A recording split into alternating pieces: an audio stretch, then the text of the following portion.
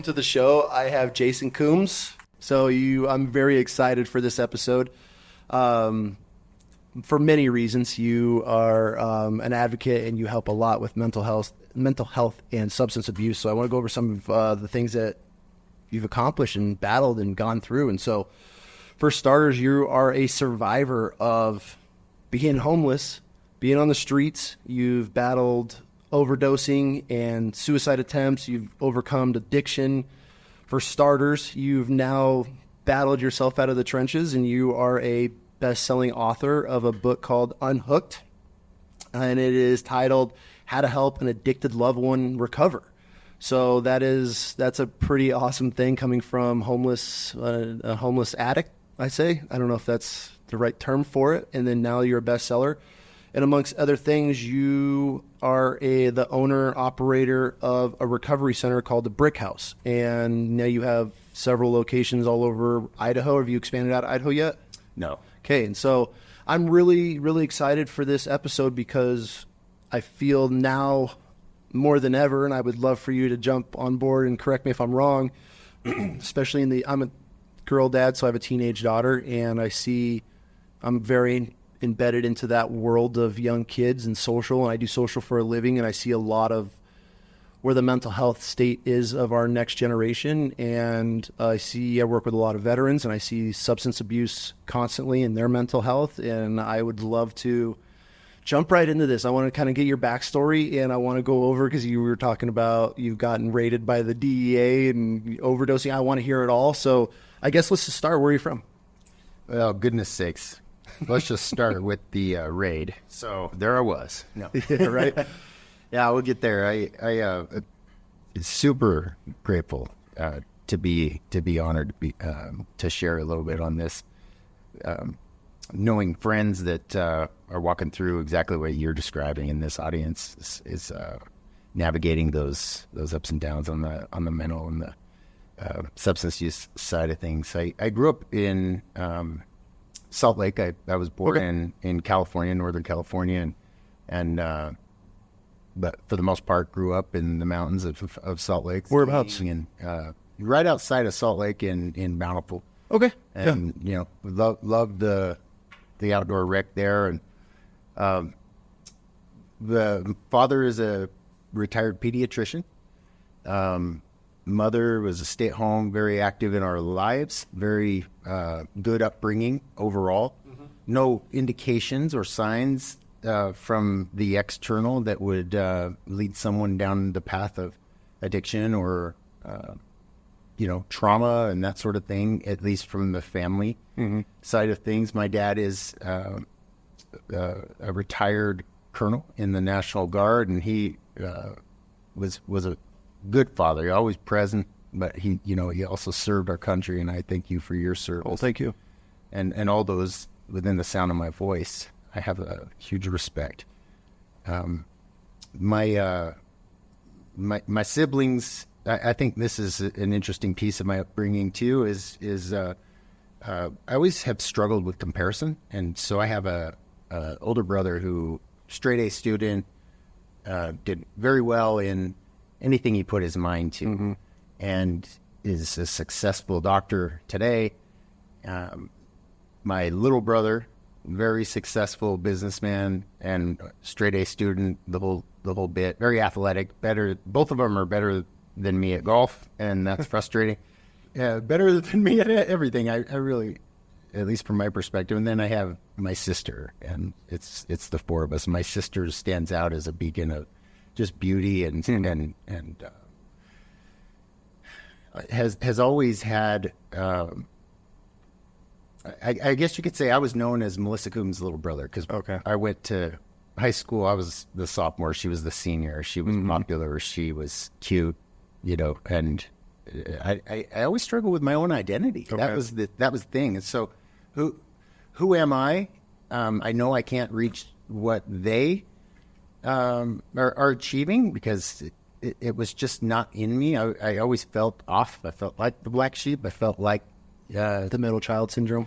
And then I started to discover some of the symptoms that I can see now, how they played into my life couldn't see them then. And those symptoms, I think, is where we kind of want to go with this podcast. Is there are a lot of stories related to this, but I think as far as the foundation goes, when you and I grew up, there wasn't such a thing as checking out your mental health and even talking about anxiety. So I am diagnosed with ADHD. I put emphasis on the H, and I'll tell you why. I have been diagnosed with anxiety disorder, depression, general depression, and then APD. And APD is, just remember, I had this before it becomes cool, okay? APD is auditory processing disorder. Okay. But it's a mental disorder. It's not a hearing disorder. And so all of these things start to come into play. When I think back, auditory processing disorder is when I am in a restaurant, I'm talking to you or my wife or someone, I can't understand the words being said because the noise that's competing with her voice garbles it out. Yeah, and it garbles it like a broken up cell phone signal. And so, and that centers in the brain. And so when I think back to my childhood, like in class, for example, the day in the life of me as a kid, I would wake up feeling like I was late for the bus. My anxiety, whether I was late or not, my anxiety was always through the roof. And this was pre-social, pre-cell phones, and dates me.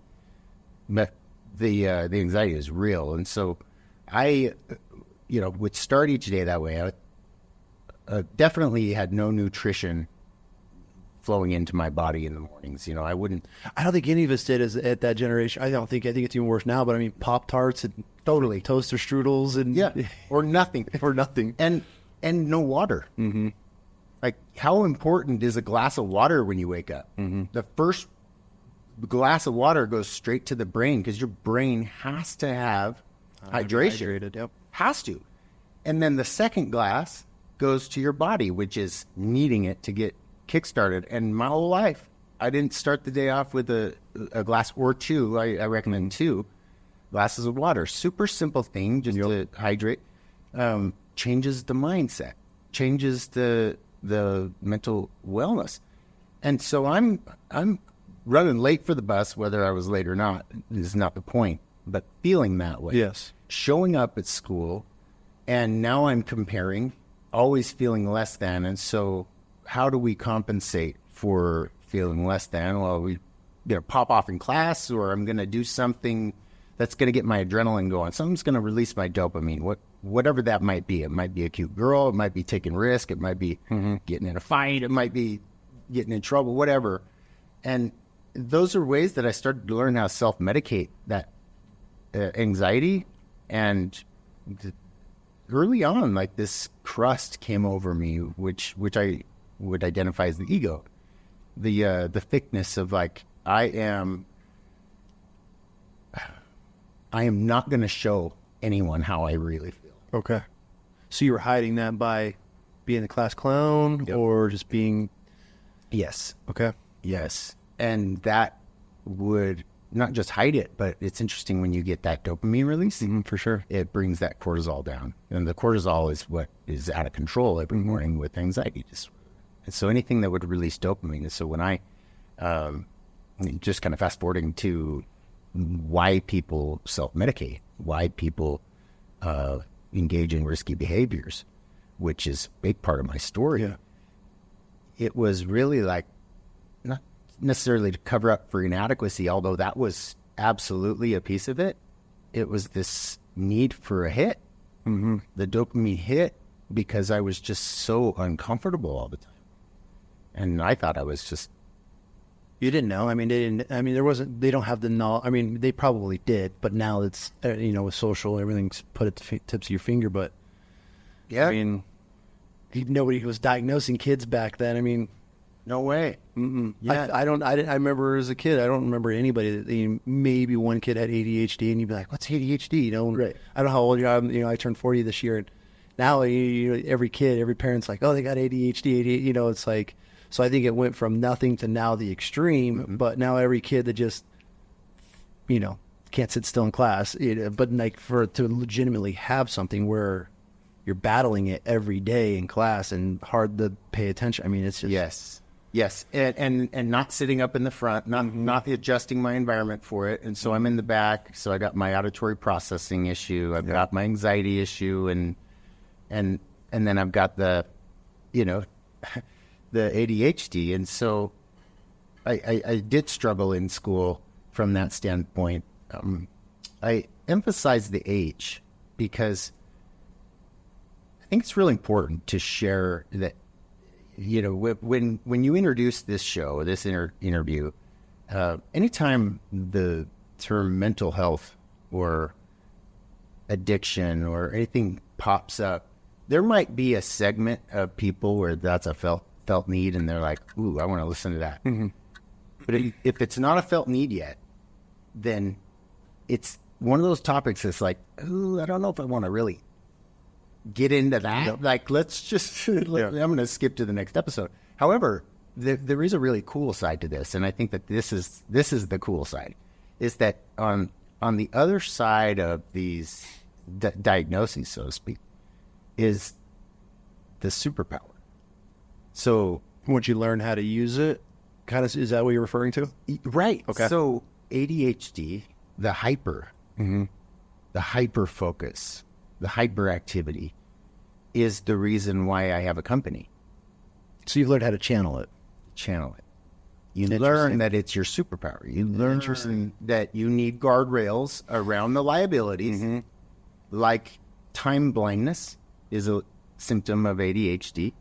And so I will sometimes be in a conversation with someone in need or just engaged, and I'm so hyper focused. And then I realized that I forgot to pick up my kids 2 hours later at the flagpole in there in kindergarten. Like, big deal. You don't do that as a dad. Like, that's, but didn't even not processing. Yeah, I didn't catch it. And that's, I think, the symptoms. So I put a lot of alarms in my phone to remind me to think about, why is that alarm going off? And then I remember, oh yeah, I got to get to that thing, or I got to go.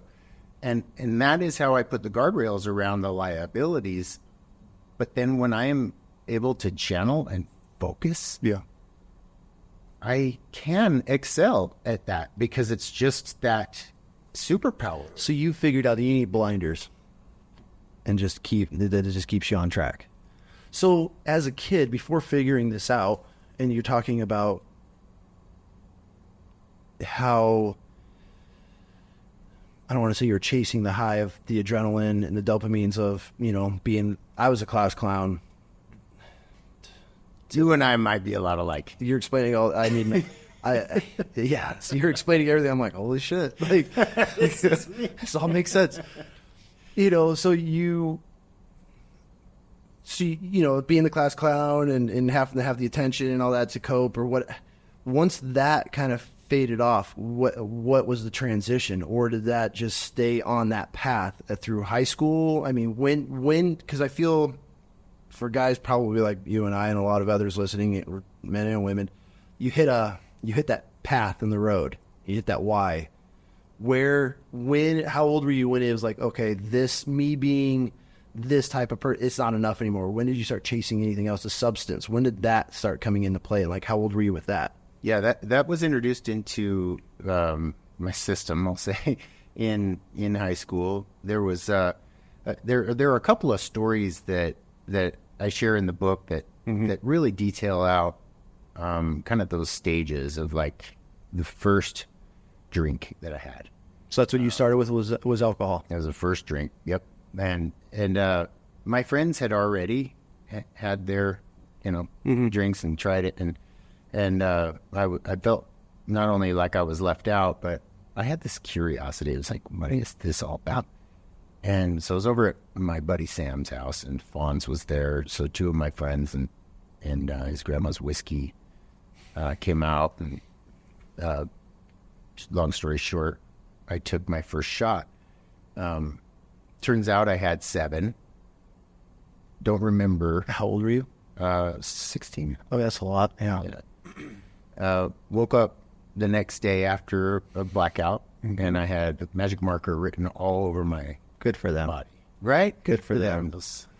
I hope that's still a thing. I'm gonna get them still. Like, I have a couple buddies. I'm on their hit list. Every time we go out, I'm always watching. maybe I could hire you, and you could go get mine. I was a master. I got the spots that you couldn't see, so you'd wash your face, but I'd do the whole inside of your ear, the back of your neck. Yeah. I was a victim of that. So that was my first experience. And did you know immediately then? Like, did you like alcohol then, or were you like, oh no, this was not for me? Because I feel like you went right to the extreme with it. It's interesting because when I woke up feeling so sick at the toilet, I was definitely like, this is the worst. But as I was walking upstairs after I kind of pulled myself together, I heard them telling stories about what I did the night before, and apparently I was pretty fun.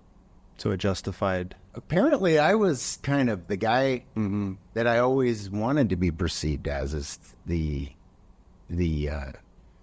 one to have at the party. Like, bring him, because that's all it took. Wild. That's all it took, and I couldn't wait for the next one. Really? And that was the beginning of a love affair with substances, because the introduction to other dry goods and pills and things along those lines, of smoking things. It's been said that it's the same mistress in a different dress, or the same noose, different rope. When it comes to substances, no matter what it is it's this not just escape, but it's a self-medication. For sure.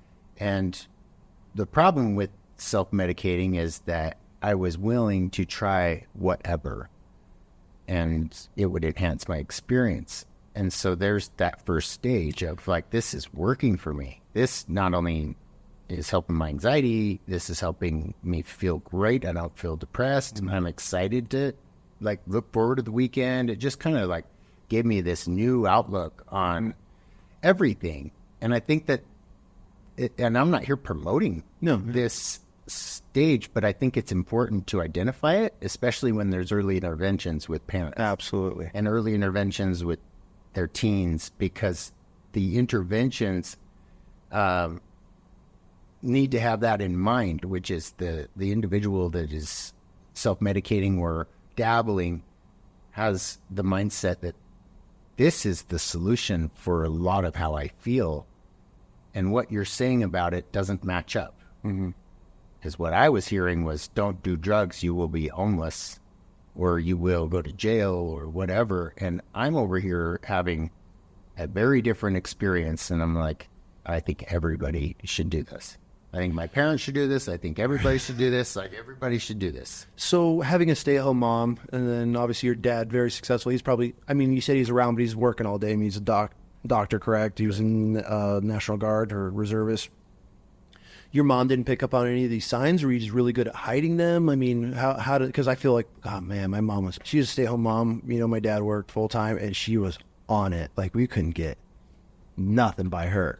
So is that tricky? Yeah, I had the same experience. So she was, But you find ways. Oh, for sure. You find little ways, like sleepover, staying at sleepover. Yeah. Which back then, I guess sleepovers were less of a risk than they are today. Like, I'm definitely not letting my kids have sleepovers. Everybody can come to our house. Yeah, that's our rule. Yeah, exactly. Until you can defend yourself, they can come here. That's right. So you're doing everything you can. So now you've moved from alcohol to pills, weed. I mean, are you doing hard drugs? I mean, are you? You said you're trying anything. So yeah, in high school, I tried all that. How old are you? I'm sorry, I don't mean to date you. 16. Oh, right now? Yeah, 46. Yeah. So I mean, that was the ecstasy days back in. Or was that pre you? Because I mean, when I was in high school, ecstasy was kind of really hitting hard, like the little mini raves and all that. That came later. Okay. But the what was big was LSD, mushrooms, everything you already said. And I went to a Grateful Dead show with my buddies, and that's where I was introduced to a lot of nitrous oxide balloons, and then the opium. And smoking opium. And so that's really kind of the hardest I got to at that stage. And then my buddy and I traveled overseas and went to Europe for our senior trip after graduation. And So you're smoking opium in high school? Tried it. Okay. I wasn't, Not your thing? I wasn't hooked yet. Okay. Yeah. Because, those guardrails of living at home kind of keep you protected. I mean, you can't do that all day and get away with it. So you find your pockets to take it when you can. Dabble, yeah. And you find the ones that won't show up and smell. So, my buddy stole his grandma's lower tabs and those kinds of things. Got it. That are a little bit more school friendly. But I think where things started to get intense was when we went to Europe, and my buddy and I went to Europe, and it seemed like everything was 10x over there as far as the use, the potency of the alcohol, the access, and then we went to Amsterdam, which Free reign of anything. Dude. Yeah, that's a whole podcast in and of itself. But let's touch a little on that. That was so you're a high school senior in Amsterdam, unaccompanied. Are you guys just there on your own? Yep. Holy shit. Okay. Yeah. A couple of 17-year-olds out there. Really? Just so that's got to be a huge. I mean, going from Utah to Amsterdam, those are completely two different worlds. Yeah, and it was as a kid really like one of those curiosity experiments where you kind of felt like you were untouchable at that age and you could do anything and get away with anything. And then there was a couple of incidences that I saw happen, like to other people, where it just got dark. Okay. And I'll spare some details just for purposes of maybe making it. Well, you can read between the lines. It's just, when you see the dark side of music, and you see some of the animalistic characteristics that come out in people, and the abuse, and there's nothing you can do, or else you're going to get hurt too, and there's no one to bring in to help. It just becomes a very powerless feeling, and I didn't like that. Like, I grew up in light, I grew up with love, I grew up with support, I was taught good things. So you saw a little behind the scenes. Yeah, this was the polar opposite. Well, everybody told you what drugs would lead to. Yeah. And that still wasn't enough to kind of deter you from... It did deter me. So that was I think my first pivot is I was like, I don't want this. And so I came home from Europe. My buddy stayed. We both got offered jobs and he took it. I came home. Wasn't for you. And I changed my life for a season. Really tried to discover who I am, and focused on spirituality for a couple of years. Went to Brazil after I cleaned up and did a service mission down there for my church. Had incredible experiences seeing the world that way, and very happy. However, I didn't know how to treat this undertow. ADHD, anxiety. Yeah, still battling it. You didn't know, though. Yeah, this desire to escape, and it was interesting because, like, right when I got back, it was back on. Really? What was the what switch flipped for you? Like, what was the? Just went camping with buddies, and they had alcohol. That easy, huh? That easy. It was just like, yeah, I could do that, and then before you know it, right back into it. Did you go hard right away, or did you work into it? I worked into it. Yeah, I think that at that stage it was still working for me. It was when I say working for me, it felt like it was helping me each day. And so throughout college, I went to the University of Utah and got my college degree there, and dabbled and smoked weed and drank throughout the entire college days. Ended up getting married, found a wonderful person who, we ended up ultimately getting a divorce. So fast forward to that. But yeah, squandered that marriage. Had a house, ended up getting a job after graduation at the TV station. So I was an advertising executive for the NBC affiliate, Salt Lake, KSL TV. And that's where things changed. So it gets real intense from that moment of being introduced to a coworker. Okay. I had a car accident, not my fault. It was rear-ended. Coworker comes up to me after a couple of days, and he says, "Hey, I want to go to lunch." Sure. Did you know this coworker well, or was this kind of new? Okay. It was kind of new, but he was one of those very outgoing, and he was easy to like. He was very one of those kind of guys, slick. Mm-hmm.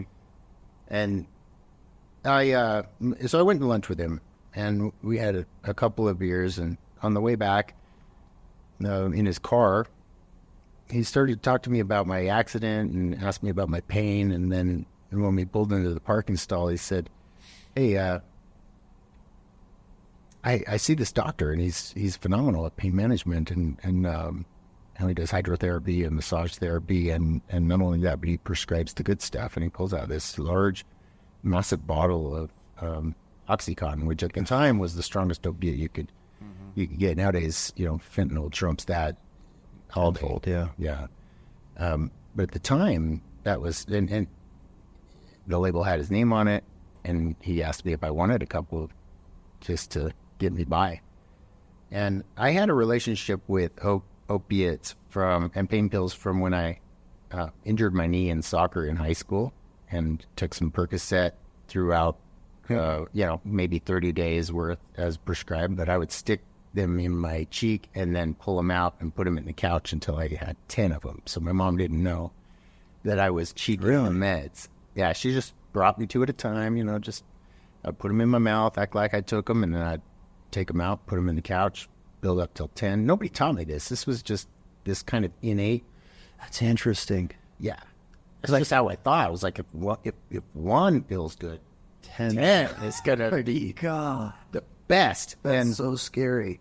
Yeah, that was just how I rolled, Mm-hmm.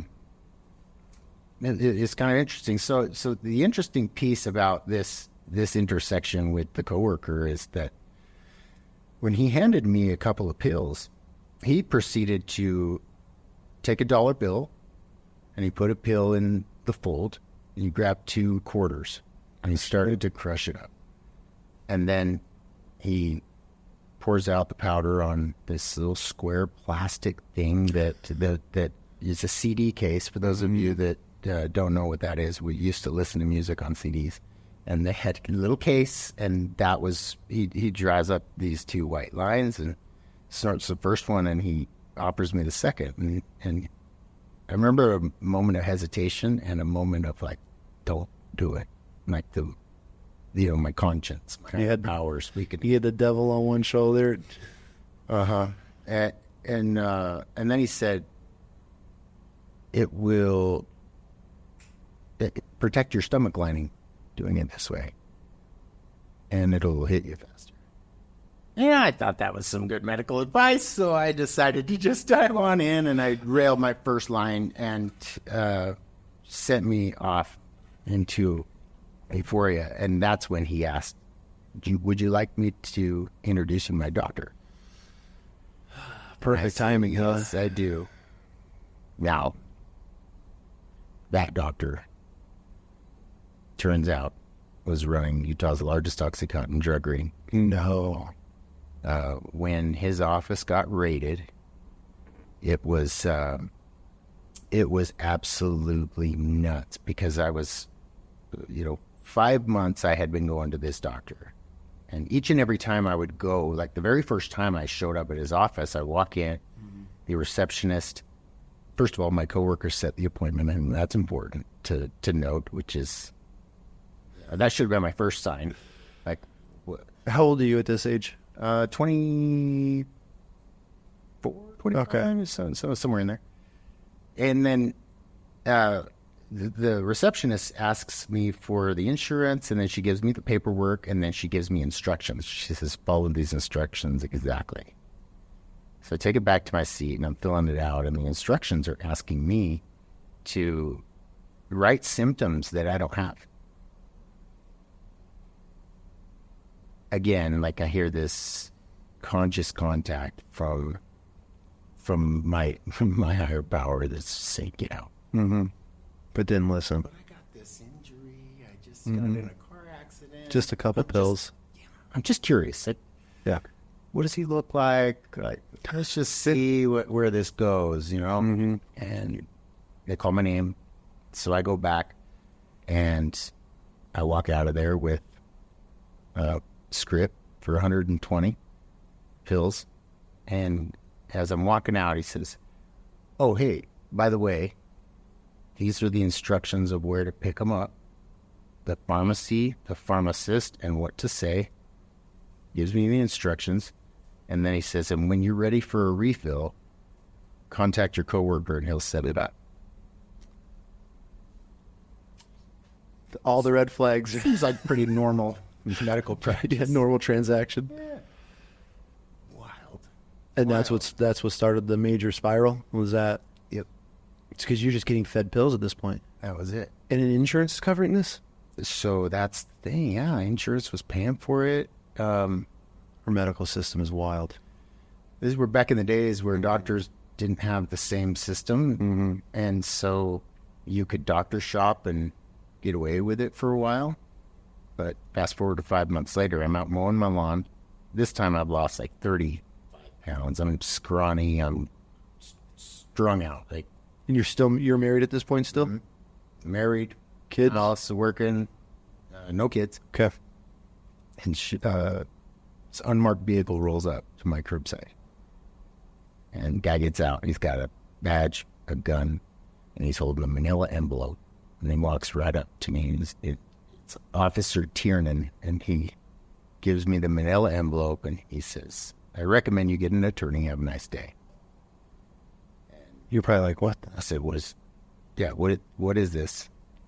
He just said it again. I recommend you get an attorney. Have a nice day. And he leaves. Open up that envelope, and I'm being charged with 4 felonies and 2 misdemeanors. Doctor shopping, insurance fraud, obtaining false prescriptions, distribution, and then a couple of misdemeanors. All these felonies have to add up to how many years? Decades. Yeah, you're looking almost life. I mean, it's nuts. If they were to, all go through at the max. For sure, yeah. And worst case scenario, you're looking at a long time. This little suburban, white kid that's never really had any trouble.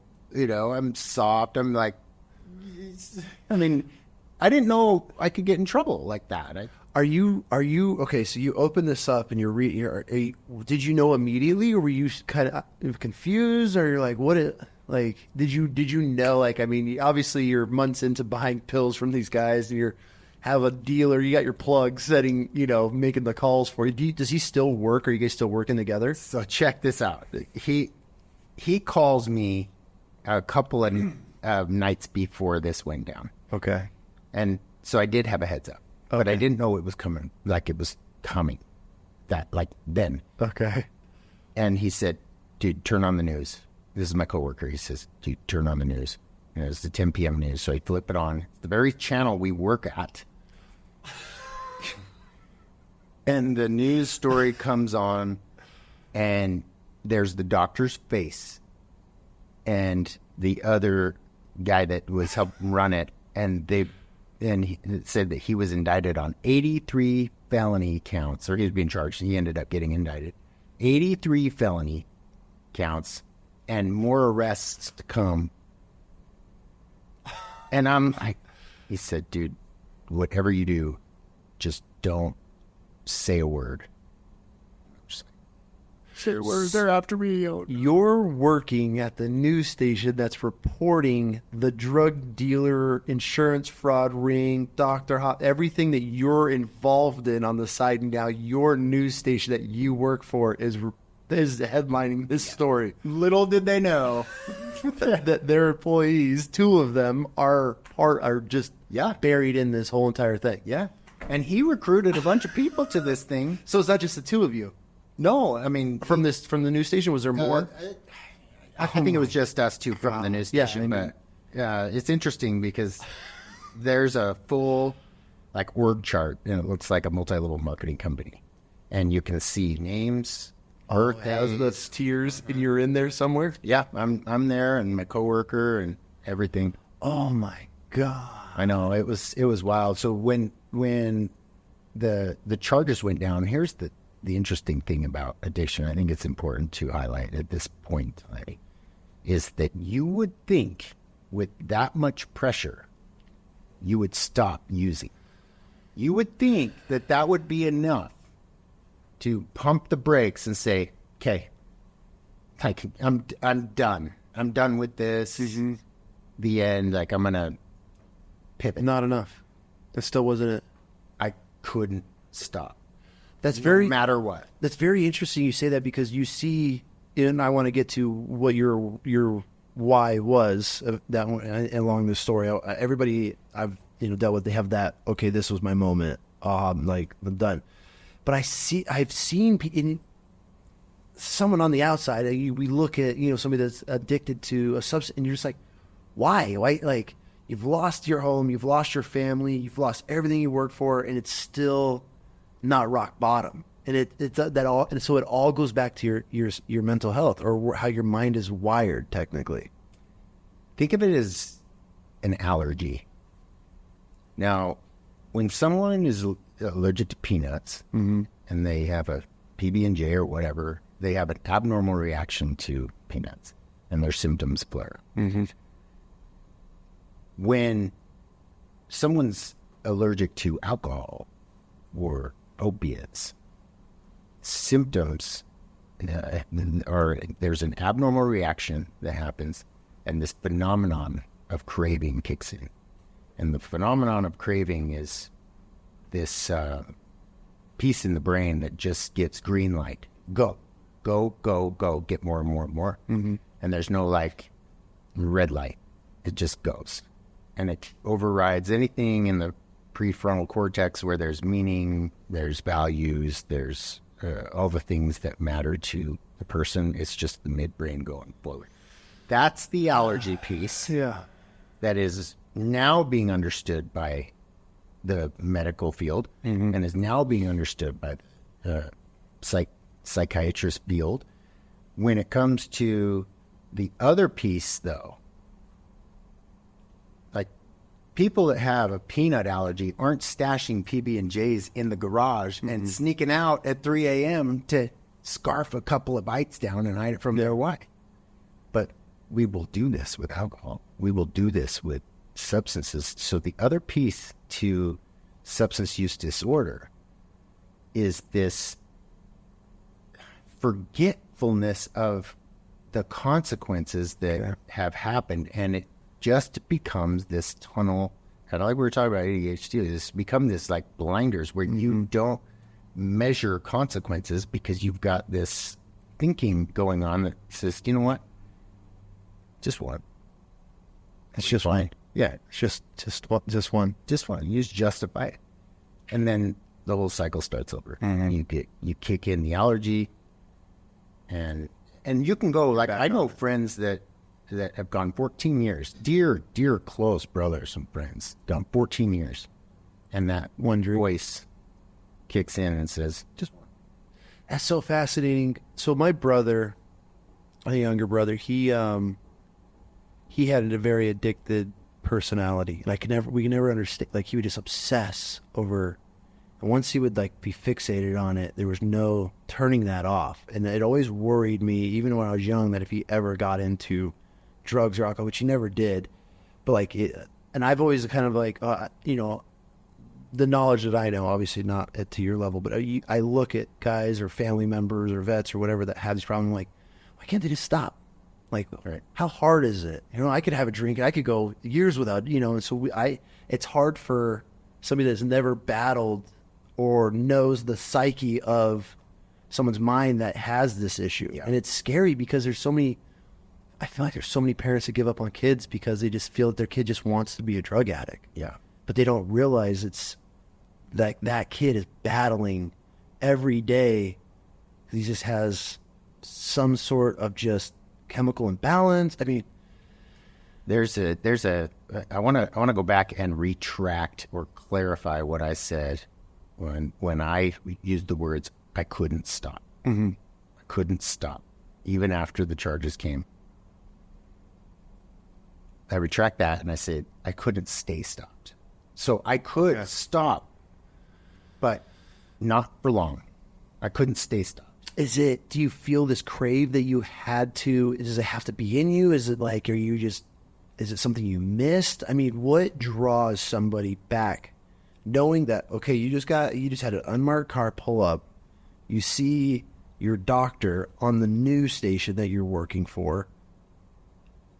That's not, but is it like you miss the feeling? Like what is it that draws you back? I mean, obviously that switch is turned just enough to draw. You can stop, you didn't want to stop, or however you just phrase that.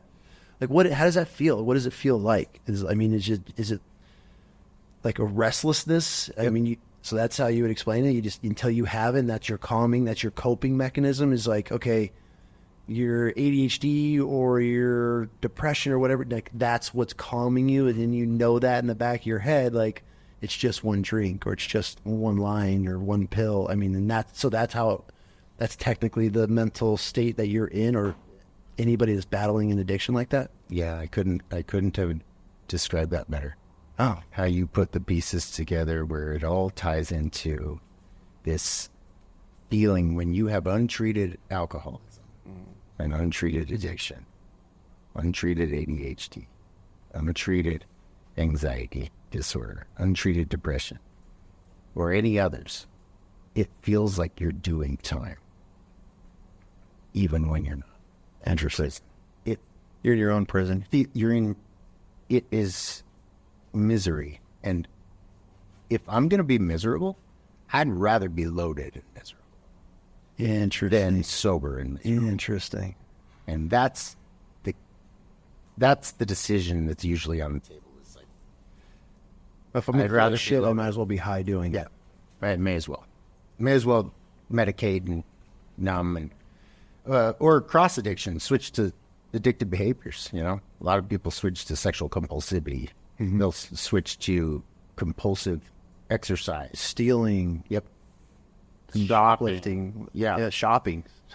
Yeah, spend. Yeah, like there's very so many, anything that you can get that little hit. But fix. The issue is all of it is being untreated, and so I went through rounds of trying to stop. Couldn't. The law would intervene because now I have charges. Okay. I ran from the law. How'd you run from the law? You just went down to the streets. Yeah, just went to the streets. What is your wife dealing with at this time? How is she processing this? Like, did she know? I mean, so at the time you have a job, so it's not like you're just on the streets at this point. Excuse me. I got fired. How long until they found out? Was it immediate? They started to pick up on it when the DEA showed up at the office looking for me. No. Yeah. Okay, so a cop shows up, you get paperwork. Are you hiding this from your wife still? Yeah, until I couldn't hide it. Until you got fired. Yeah. And then you go home, tell your wife, hey, I got tied up into this ring. Yeah. Lost my job. It's nationwide or statewide news. How did that go over? I turned to my enabling parents and said, I need help. Really? An attorney. And they got it for you? They got me an attorney. You call them enabling parents. Did you know were they enabling you at this point, or did they start enabling you at this point? My mom's words were, when I told her I had an addiction. Okay. It was the first time I ever admitted. So you admitted it. Okay. Which is I feel like that's a huge step in for anybody. I know I was crying and I was in a lot of pain and sadness. And your wife's still with you, or okay? Yeah, this was when I broke the news to them, to my parents and her. And my mom's words were, "You're not an addict. No, you're not." Mm. And probably the worst thing she could have said. And I said, "Maybe I'm not. Maybe she's right." It's mom. They're always right. And so that gave me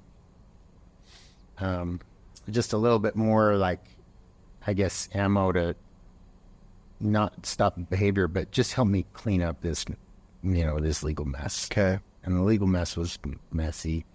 And it sure that drug on a lot. Up. Yeah. And nothing goes quick. And I recycled through a lot of the stages of change, which is how I help family members understand where their addicted loved ones are at, or in one of these 6 stages. Okay. And the stages are pre-contemplation, which is I'm not ready to change. Okay.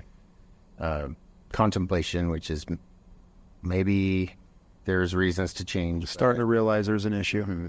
And then there's preparation, and that's like in the next 30 days, I'm going to make it change. Okay. Behavior hasn't stopped. And then there's action, and action is sustained action for 6 months, and where you're doing it. You're sober, mm-hmm. you're working in recovery, that's action. And then there's maintenance. I like to call it transcendence, because maintenance is just like flat plateau. Mm-hmm. Transcendence is this level of emotional sobriety that I help my clients try to see and feel, where when you're sober, it's not miserable, but you thrive. Okay. You channel all of these gifts and diagnoses into your greatest superpowers, and then you get clear on a vision and take it and use it to help others. Yeah. And you kind of flip. And so all of the story. That's not maintenance. Yeah, I see what you're saying. Yeah, it has meaning, and then a part of that, the stages. What was the 6th one? Relapse. Oh, I didn't know that was a stage. It is. And the reason it's a stage is because the relapse stage helps resolve ambivalence. What do you mean by that?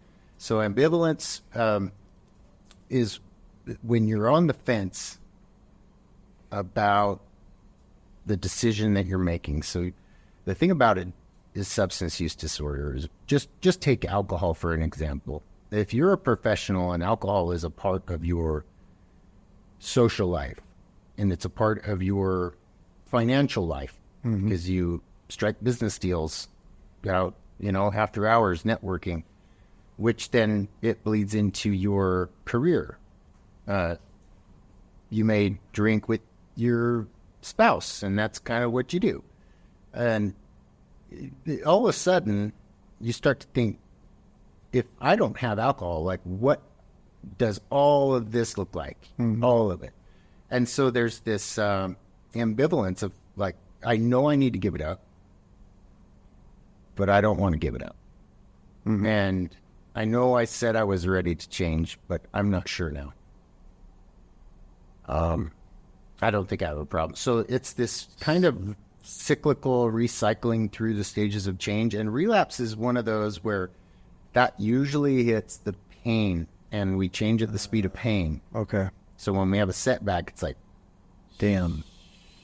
Okay. I gotta recommit.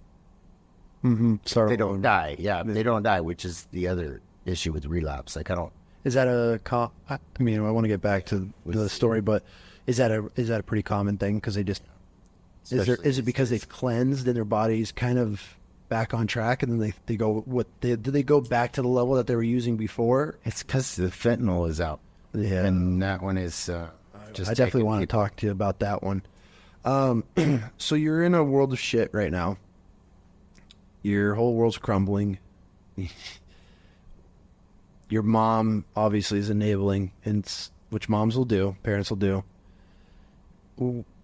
Where'd you go from there? I mean, obviously the court case, that's not cheap. You lost your job, and now your world has to be spiraling. Yeah. I would feel my world would be just spiraling out of control at this point. Yeah.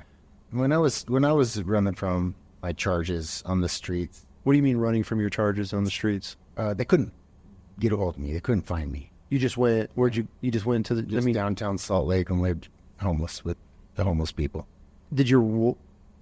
Okay, hold on. No one really knew where I was. You left your wife and went, or did you guys split? Because I feel like my wife would move me down. Yeah, we split. She said either you have to leave or I'm leaving, because it just got to that. So you left and had nowhere to go. So you're on the streets downtown Salt Lake. Mm-hmm. What was that like?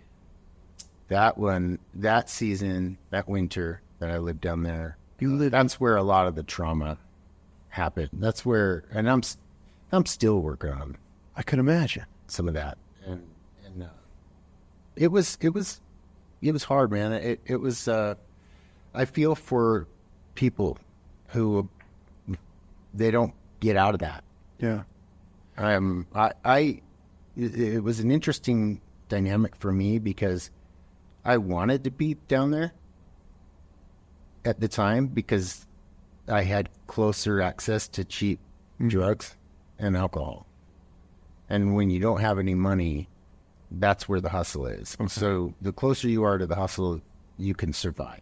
If you're out there on your own, you're kind of like left up to just robbing houses and, cars, things like that. And then down there is where I got robbed. I remember as a homeless person, what are they robbing you for? Usually money. Okay. If you got any money, I had. Are you panhandling? Are you working corners? Yeah. Okay. Yeah. Yep. You just do it, whatever to get by. Robbing people. Really? I got robbed. Screwdriver held up to my throat, pushed into my esophagus. I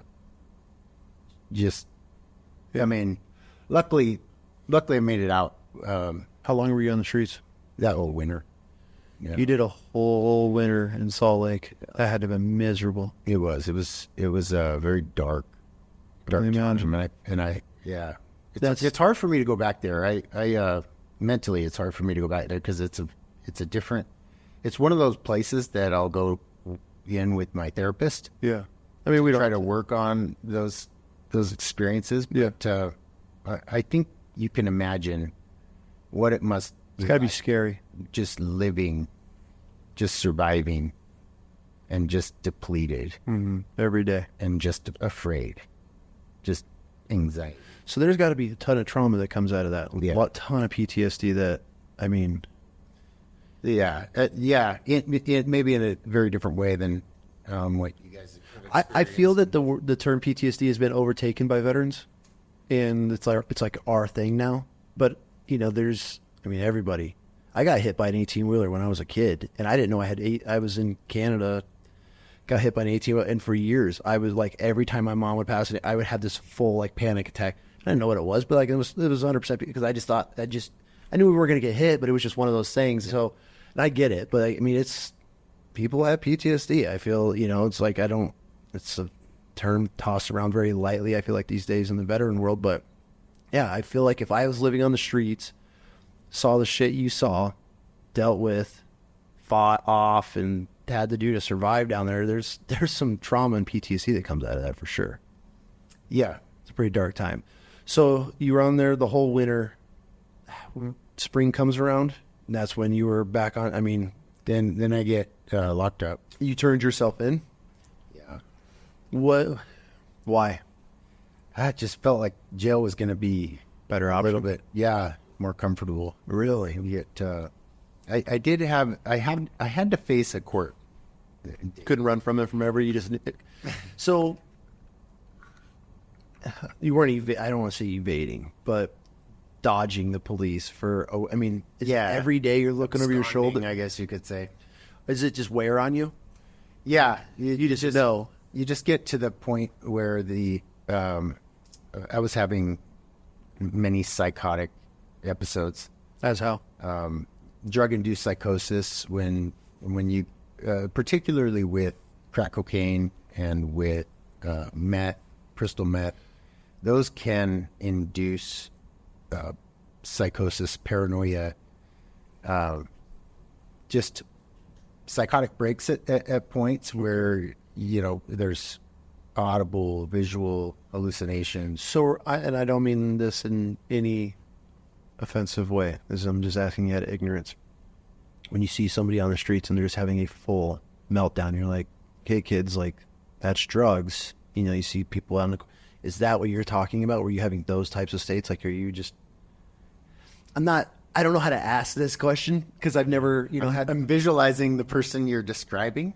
Are they those type of psychosis? I swear to what are words you use? Psychosis? Drug-induced psychosis. Psychos, yeah. So is that what you're? That's what I'm picturing. So this is why I'm asking. Are you I'm sure I looked different out there. I'm sure you would have grabbed your kids and pointing at me like that? Don't do Like, drugs, kids. I mean, maybe is keep away. that the point that you were getting to because you just had so much stress and yeah, when you're up for anxiety and days and days and days, you don't sleep. You're not eating. I mean, your body starts to shut down. your brain Yeah. just kind of goes. No water. Back to the water thing. Just have water, man. It's just water, right? Keep 2 glasses and you're good. No, but yeah. So you turn yourself in. Well, I showed up to court. I decided to show up to court okay. for my date because I knew things were gonna get real bad if I missed that again. Okay. So they ended up cuffing me there. Red as you walk in. Yeah, they just Okay, understandable. So I spent a year. And when I say in and out, my out was a few days because they would let me out and then I would have to drug test and I couldn't pass it and then they would send me back in. So You couldn't go a couple days, huh? I couldn't. The second you were free? Second I was free. It just happened. Crazy. And I think at that point you really kind of subscribe to this idea that you're going to die this way. You just accepted it. Mm-hmm. This is it. So I'm either going to end it or it's going to end one way or the other. That's really sad. Just kind of exist and survive. It is a life of just Surviving. yeah, just plain survival. And it's sad, but it's like I think for the person you're a little bit past feeling, and so there's this numbness Okay. from maybe the trauma and the protection that you've built up over your heart and your thoughts. And so you kind of get to that space where you don't really feel bad or sad or you really just feel either high or angry. Okay. Like, yeah, there's really no other emotion that I can describe when you're in that state. So when you were locked up, were you detoxing and then you'd come, then they let you out and you'd go right back on, then you'd have to detox again? I mean, was that the cycle you were on? It was, yeah. So are you on heroin? I mean, what are you, if you don't mind me asking? Alcohol, crack cocaine, and heroin were the main 3. Which are, I mean, alcohol, and correct me if I'm wrong, is the most dangerous to kick, right? I mean, isn't alcohol the one you could only die from, like from the DTs. from the detox, right? Mm-hmm. I mean, in heroin, I feel is an absolute horrible thing to kick. So still isn't enough in your mind to be like, fuck, I'm not. And You would think. then you didn't let you out, and then you just right back to it. Yeah, what's interesting is like when you...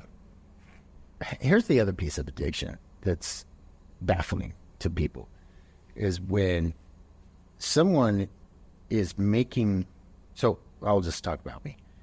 When I was making promises to my ex-wife, I meant them. And when I was making promises to the judge in a letter, telling him that if I relapse again, you can lock me away in prison and throw away the key, I made every promise that if he let me out, I would stay sober. I meant that, like, to my core. The piece of powerlessness when it comes to drugs and alcohol is that I don't have the will when that insanity kicks in. And what happens to the brain is it just says go, and you don't think about the consequences. You don't think about anything other than you're just driven to that behavior. And that is, I've heard it, some of my research, I've heard it described as when you're addicted, you live in 15-minute increments.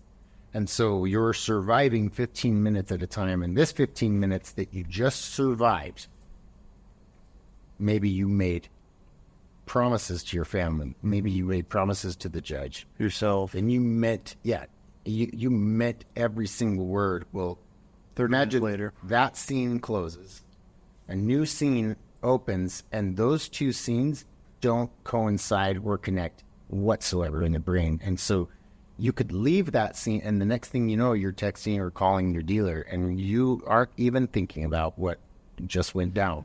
That is, and it is a mental illness. I mean, that's the thing is, you would think they could keep the promise, but you see it all the time. I remember that experience clearly. Of course, at the time I didn't, but I remember that happening all the time. I mean, you see kids that go in these rehabs, and I helped a father once take a kid to rehab. It was a traumatic experience for me because I didn't know what I was getting myself into. I thought I was just helping. Long story short, the kid was, just begged, "Dad, I'll stop." It was sad as a dad. It killed me. It killed me. I couldn't even imagine my kid in the back seat, handcuffed, getting taken to a rehab, begging, and then he listening to his dad talk about, he's told me this before. How long is this going? I'm like, I believe the kid. I'm like, he said he's done. Like, do we have, But it was just, it's a cycle. And he's like, this is a cycle. We have to break the cycle. And how many promises have you made to your mom and I? And he's like, I mean it. And then on the long drive home, we drove this kid for all day to this rehab, and we drove all night back. And I was like, man, like, I'm sorry. He's like, he's like, don't be. We've heard these promises. How's he doing now? He was good for a little while, and then got back into the friend scene, and then I think get pulled right back into it. Yeah. So this is a perfect example. Did he mean those promises? Absolutely. 100%. 100%. As a dad, I believe the kid. And he was a little shithead. I'm like, the little kid needs his ass whooped is what he needs. But like when you see, I think once it started hitting this kid, like, this is the situation, like, you're going, like, there's no getting out of this now, like, hours into this ride, and him fighting for hours. I had this kid handcuffed, belly restrained, because he was tearing apart this truck. He broke a seat, like, and it's not easy to I feel bad for cops, because, like, to restrain somebody without hurting them, you're in this world, it's very hard. Like, when you just want to just choke somebody out or just hit them, knock some sense. And as a child, I'm trying to, like, not hurt this kid, and we're both sweating in this back seat, and I'm just telling myself, I'm like, I gotta help this dad. I gotta help. As a buddy of mine, I'm like, I'm here to help. I didn't sign up for any of this. But then the kid, when he passed out, went to sleep for a while, wakes up, and that's when, like, his whole demeanor changed. It was almost like Dr. Jekyll, Mr. Hyde. Totally. And like, I was believing the kid. Yep. And I was like, like, he means it. And he's like, no. He doesn't. Like, we can't. And that's when. Yeah. So it's interesting you say that, because I swear, I'll never do. I'll delete everything. And the kid was just vomiting just to try to sell it. And at the time, I'm like, oh, he's just trying to sell it. Once a dad explained to me, but like, now that you're explaining this, he probably truly meant it. The kid was bawling his eyes out and apologizing. He's like, I don't mean it. Like, I don't know. Like, he was confused. And so, now that I'm having this conversation with you, it's, damn, like, the kid he probably did mean it, but it's just in that cycle. That's ambivalence. That's it. Is this true desire to want to change? This has opened up my mind so much. I'm so glad we're having this conversation, because I have family family cousins. They think that you hear these stories where the parents are spending their whole life savings, taking out second mortgage on their homes to send their kids to these rehabs, and they get back out. So to tie into this, can I? Yeah, 100%, man. Okay, I feel like so many people are going to be. This is such a great conversation, because, there's there's so much out there, but like, we could do a year of episodes, and there's so much. I hope there's parents listening to this that can just realize where their kids are at, or where their husbands or brothers or sisters are at mentally. It's not them. We're battling something that they cannot turn off. That's right. But it's so easy to point, oh, the guy's a junkie. Yep. Oh, he's a functioning alcoholic. It's so easy to put a title on half of that person is. Like the Dr. Jekyll, Mr. Hyde, you described that perfectly. It is truly, it is like you're dealing with two 100%. people. And I named my addict side Sancho. Sancho, huh? Probably was Sublime song. Sancho.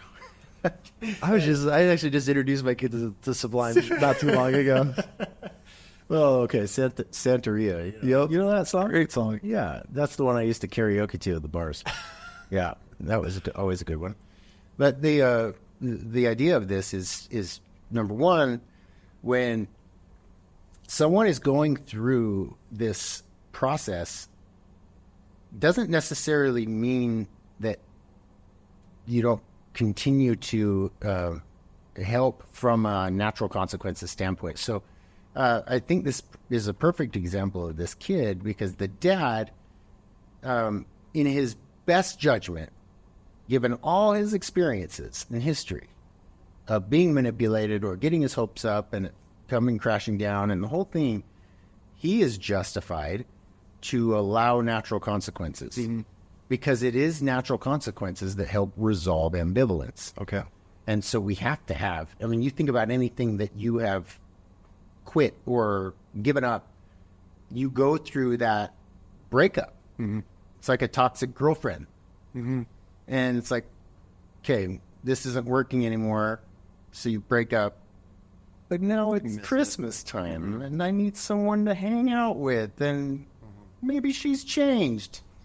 Maybe I've changed. Maybe I bet we could do this. It's good for a little bit, and then it goes right back to it. It's very much the same kind of dynamic. That's a great way of putting that. Mm-hmm. It's a love affair, and it's also a powerlessness in the brain. So, like, for example, even after as I sit here today, I'm over 15 years absent of any mood or mind altering drugs. So I'm in recovery for 15 plus years. Good for you. Thank you. And you know how I know I still have this disease? I will have using dreams where I'm hunting for crack cocaine. Really? My mom doesn't dream about hunting for crack cocaine. And neither does my wife. But it's there. I have this thing. And that's my reminder of my powerlessness, is because I can't control my dreams. And I still will go through these episodes in my dreams where there's the whole hunt, there's the whole using, there's the anxiety, there's the fear. I wake up as if I just experienced it. Do you have that rush when you wake up? Are you waking up like... It's like this relief that I don't have to change my sobriety date, and this relief that was just a nightmare. Yeah, a nightmare. Good. Mm-hmm. Yeah, exactly. And people that have substance use disorder have these dreams. Interesting. And that's, I think, a gift, a reminder that if I were to go out after this and have a beer, that I don't have power over it. Mm-hmm. And that's the reminder. So when we talk about the father and the boundaries, this is one way to begin helping an addicted loved one or someone who's just engaged in behaviors that are not okay. And that the advice came through. So I'm going to place myself now from homelessness to incarceration. Then I got ordered to treatment. Okay, so yeah, that's exactly where I wanted to go next with this. And I'm learning some things about recovery. Treatment as in how, like, what is this, are you in the system? Residential You're in residential living at this point? And this residential treatment center was contracted with the courts. So I'm in a drug court residential treatment How center. is that living condition? And the only reason I ask is I've known people that have gone to these, and the drug use was almost just as bad in there than it was on the streets. Was this one of those situations? This is one of those. Okay. This is where I survived my overdose. Was in treatment. You overdosed in a tree, which I've heard other. My first overdose too. This was the first time. You've overdosed more than once? Yeah. This one was the first time someone shot me up with heroin, and it was too much, and I overdosed. They just slapped me around to keep me awake, and they didn't tell the staff, but they just kept me alive. Yeah, they just kept me alive until I finally came out of it. And how long is a heroin high? How long does that last? Well, this one, it was all night. They were. Because it was too much, obviously. Yeah, it was way too much. And I really should have died. And again, I attribute a lot of this to a power overlooking me. Look where you're at now. Exactly. Like, it's very clear to me that I needed to somehow stay alive, and a miracle upon miracle. But the lesson that sorry, I don't mean to interrupt you. How many days were you in this clinic or rehab? which time I went through First time. 5. How many days were you in it before you got introduced to 60 days. How long, how long were you in it probably before you a got month. introduced to drugs, and then how long were you in it before you overdosed? Well, the drugs were in there the whole time. So from day one, you knew that there was drugs. Yeah. How are they And not? I was smuggling them in too. Oh, okay. I mean, that's just kind of how people do it when you're in pre-contemplation. You don't want to stop. They're not You're testing in there. You're not getting piss tested every day. They just cheat them. Back then, the system was really easy to cheat drug tests. You could sneak urine, or people would go out on a pass or a furlough to see their families and bring in urine and sell it. Okay. Like, there's ways. There's a whole black dudes are slinging piss, clean Slinging piss, dude. in rehab. Yeah. Pretty sure it's lucrative too. Oh yeah, it's liquid gold, man. As long as it's clean. Crazy to think about. Yeah, it is. There's a whole underworld that I was exposed to, and I got worse. And I think that's a huge part of recovery is who you surround yourself with. You stick with the winners, and you become a winner. You know, they say you're the average of the 5 people you spend the most time with. For sure.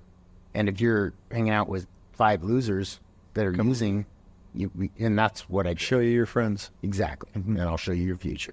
Yeah, I can't remember who said that. There's been a few people, but it's great. It's a great. It's the most one of those quotes that there's no denying. Yeah, No denying that. it's like Jim Rohn or someone. But anyway, the reality was, like, I was getting worse.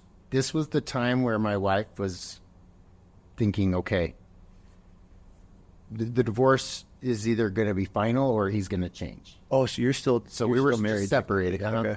And so she was kind of watching how I do, and I'm getting worse. And that was the first place that I tried meth. That was the first place I already explained it, overdose with a needle. God. And I picked up smoking there too. Cigarettes, yeah. Never had a smoking habit until rehab. And then my parents, so let's talk about this parallel track that my parents engaged in.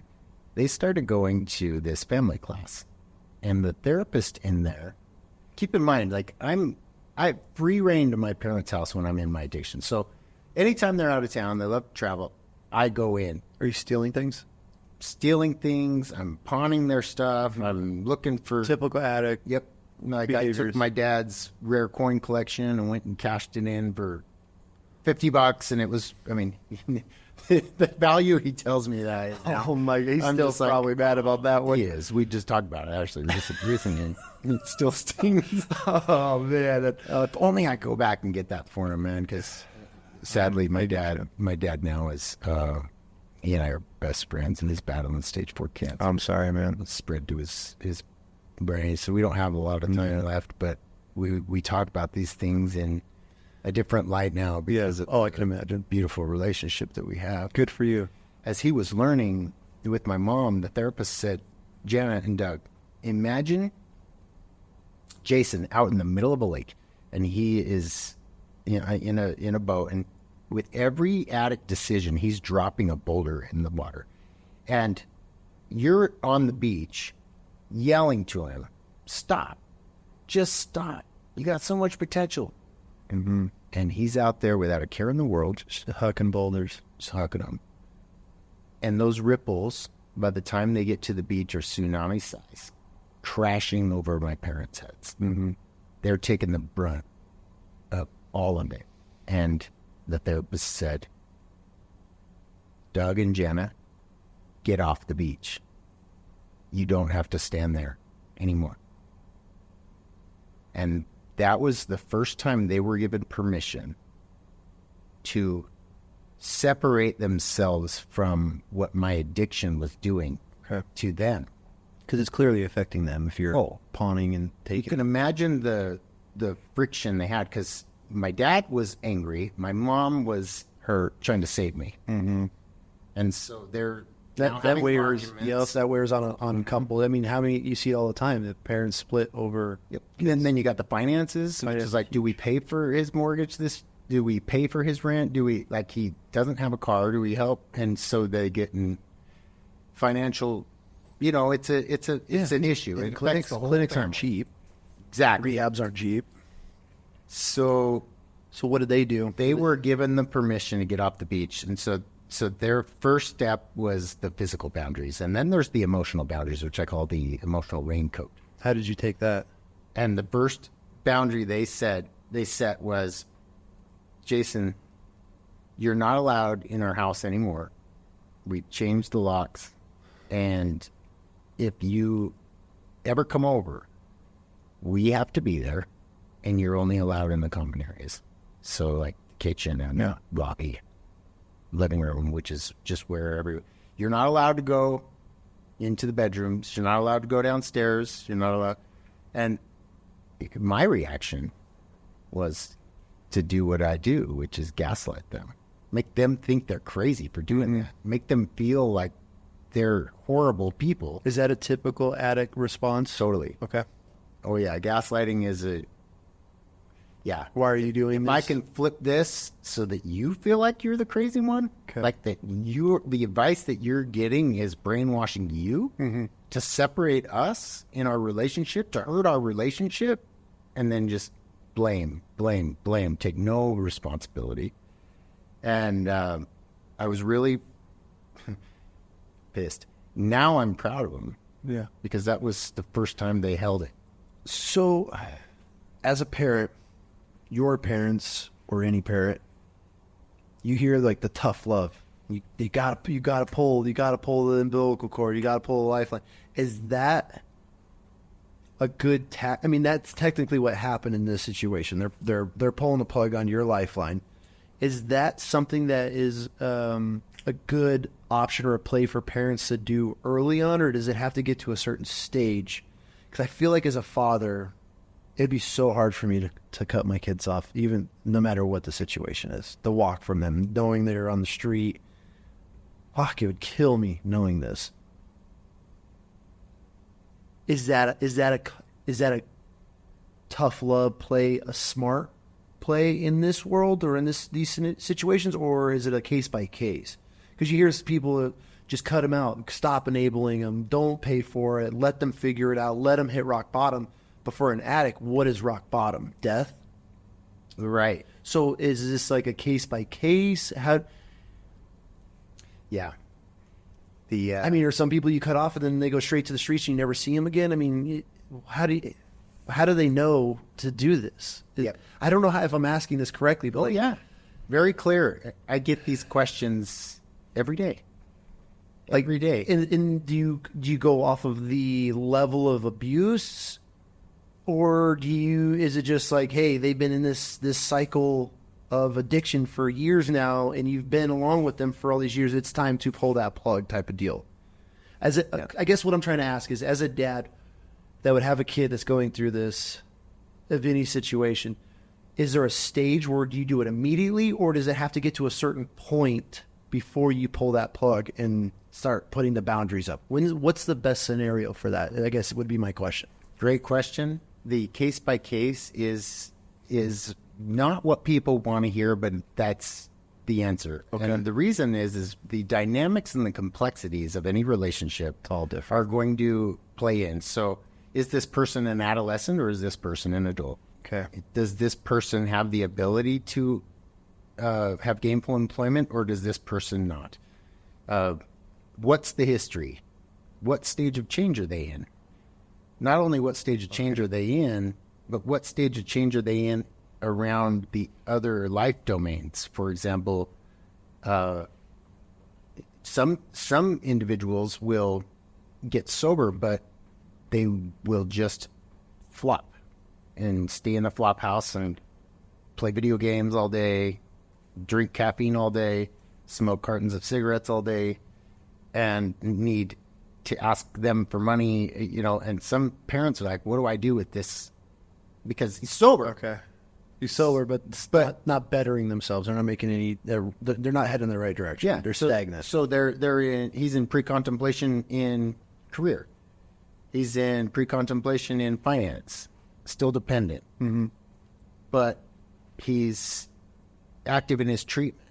So he's going to treatment. And so it gets complex when, and in my book, I have the graphics that really help. Imagine for the listeners, imagine like a pizza, and the pepperoni circles in each slice are the stages of change, like the wheel of the stage of change: pre-contemplation, contemplation, preparation, action, maintenance, or transcendence, and relapse. Okay, and you got those circles inside those slices. So the slice is finance. Where in the stages of change is so you have to break down every slice. So in a way, correct, and it, depending on what's important to the relationship. So if it's okay that said individual flops, which then there doesn't need to be a change because both of you are okay with that. Got it. But if there's something that's creating friction, then that's where I lead the families to say, okay, this is where you come up with an agreement. So when you can, strong fences make great neighbors. Yes. Setting up strong fences in and around what the expectations are helps manage the relationship. So if you are in a relationship with, you brought up your daughter, I don't know the situation at all. So if this was a real scenario, I would be asking a lot of questions in and around, okay, does she live with you? Is she an adolescent? Are you asking me? Right? Oh, yeah. She's an adolescent, but just for everybody listening, I don't. Right. This is hypothetical. Okay, let's say you had a son. Let's say you had a son. You're like, BF's daughter's an addict. I mean, no. They answer those questions. Yeah. You're safe. We're not.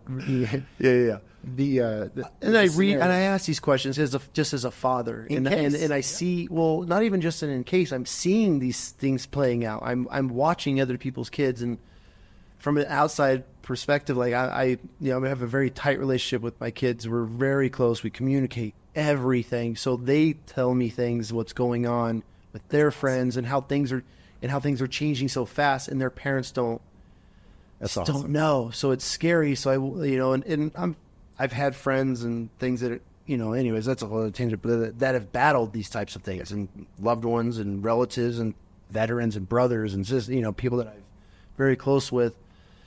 So that's the reason I have these questions, because I feel that, you hear them and you can see these TV shows, but like I feel like this is such a great conversation, just explaining, like, as a, when do you pull the plug, when, boundaries and things like that. So anyway, sounds like you and your kids have such a good relationship of trust and rapport, which is a component, the ingredient of the foundation upon where influence can be made. And so when I talk and help coach and guide family members, it's really the process of getting to that place where there is a trust and rapport. Because if you don't have it, so let's just we'll bring it back to my parents. Let's shift gears here. I want to, let's jump into, this is a great tie. Like, I'm going to ask you this question. As a father,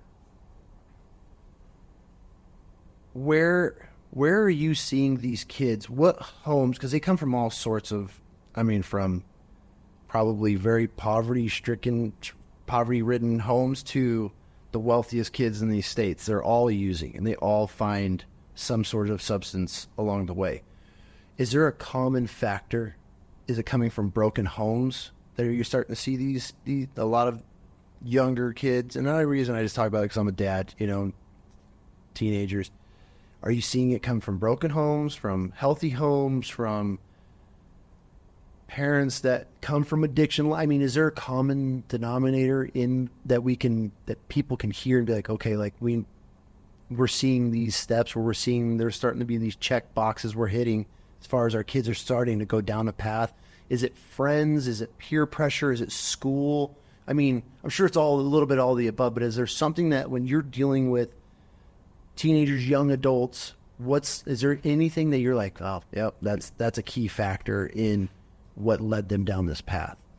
Yeah, I think the American Society of Addiction Medicine has laid out dimensions that when any clinical assessment is given to diagnose someone with substance use disorder, I think it's telling and an indicator of what leads into this type of struggle or this development of the neural pathways that create the hook, or of course there's the genetic piece, and that's part of the dimensions. It's also looking at the mental health side, and some individuals have diagnoses that the symptoms are more likely to turn to substance. As in what, depression? ADHD is a common one. Anxiety disorder, for sure. I would say that untreated borderline personality disorder is fairly common. I mean, I could go down the list because I'm just thinking of all of the co-occurring disorders I've seen in my that are going to increase clients. the percentage of becoming dependent on something. Because when they're untreated, they're one of the symptoms is compulsive behavior, and so a compulsive decision to use might lead them down that path, but it might be a compulsive decision to pornography, for example, or any of the dangerous behaviors that could lead someone down and losing themselves in a addiction. And I think that where your question really lies is like, okay, what are some of the indicators? Environment definitely plays into it. What's the home like? What's the structure like? What are the parents like? What's the history there? How early were they exposed? What's the frequency of their use? What's the pattern? Did they have periods of sobriety, periods of not of swapping?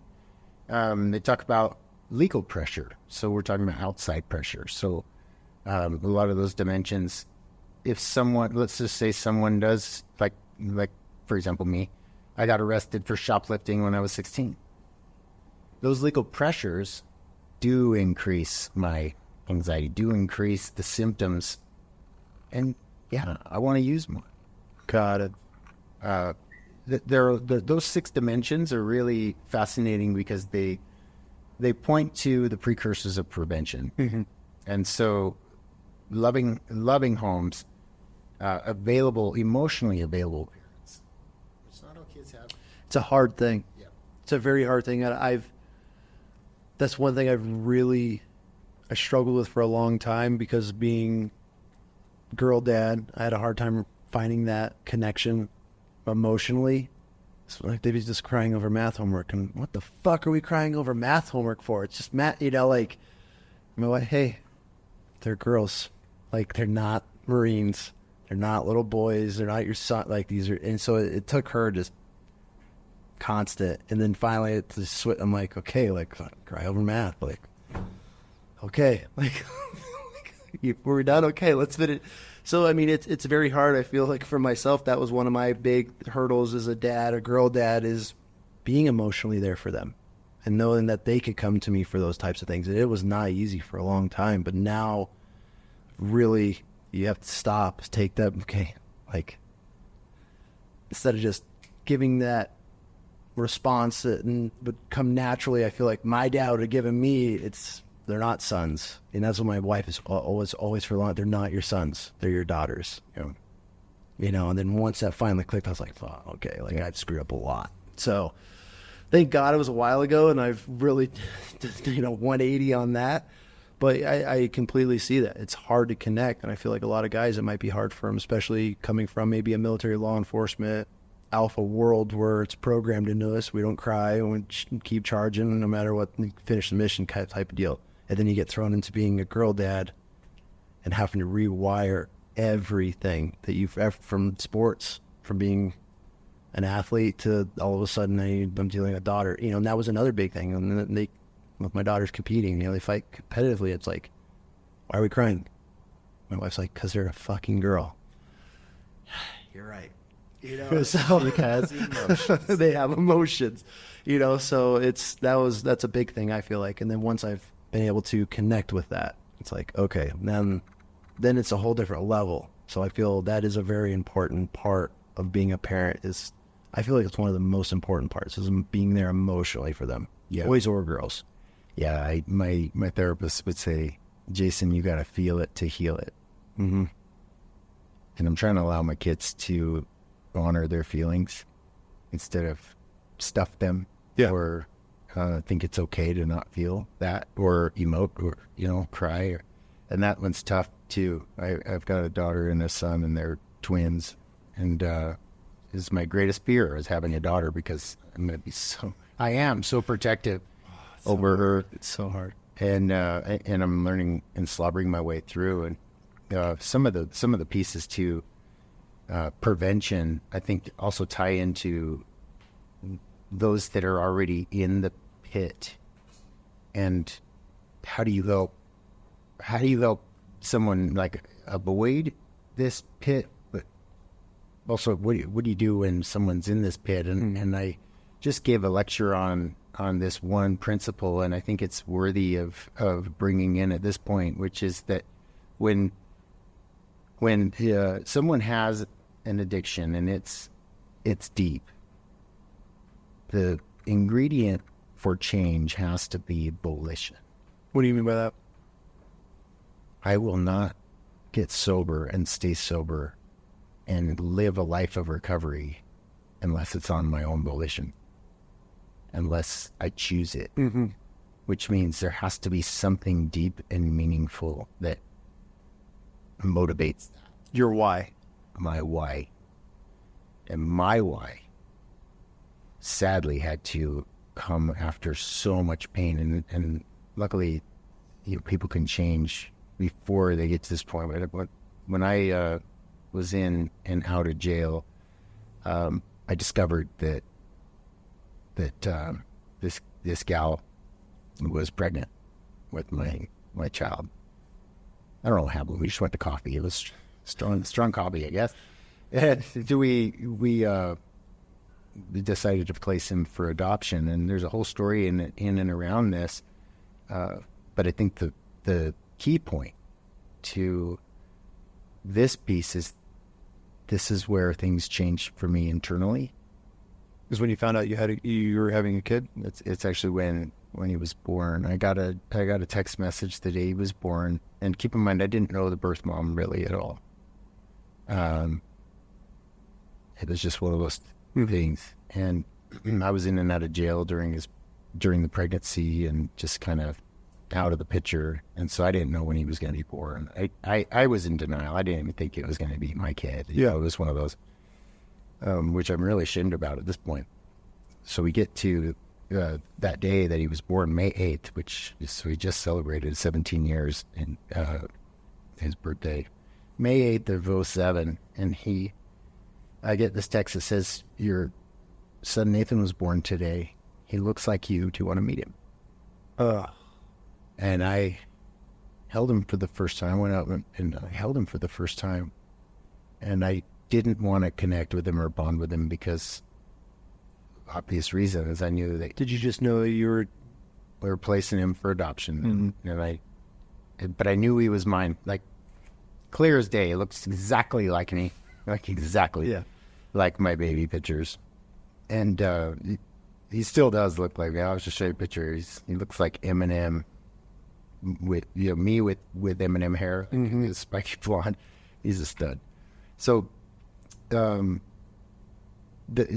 has a way of influencing us at these times. And so I was up at the hospital, and they learned that he was going to be there for 1 week because of his respiratory and his medical stuff. And bam, it was during that week where I couldn't not bond with him. Like, I had the choice of going up to the hospital or not, and I'm so grateful I chose to go. Good. And that connection happened, and I see him fighting for his life. Can I ask a question? Absolutely. Was the mom a user as well? She was sober during the pregnancy, but... Okay. Okay. Yeah, we both have this disease.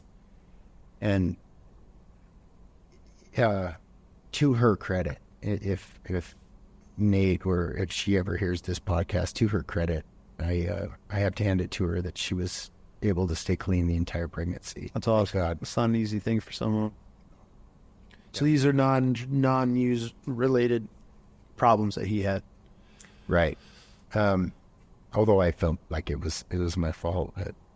I I was feeling so much during this time as I was watching him fight for his life, and here I was squandering mine, and I didn't know if I was ever going to see him again after the adoption. So I wrote him a letter, and this is back in that moment where I meant every word, and I've made him promises that I was going to change my life for him, that I didn't want him to grow up thinking that his birth dad didn't love him and just threw him away, or that his birth dad was junky.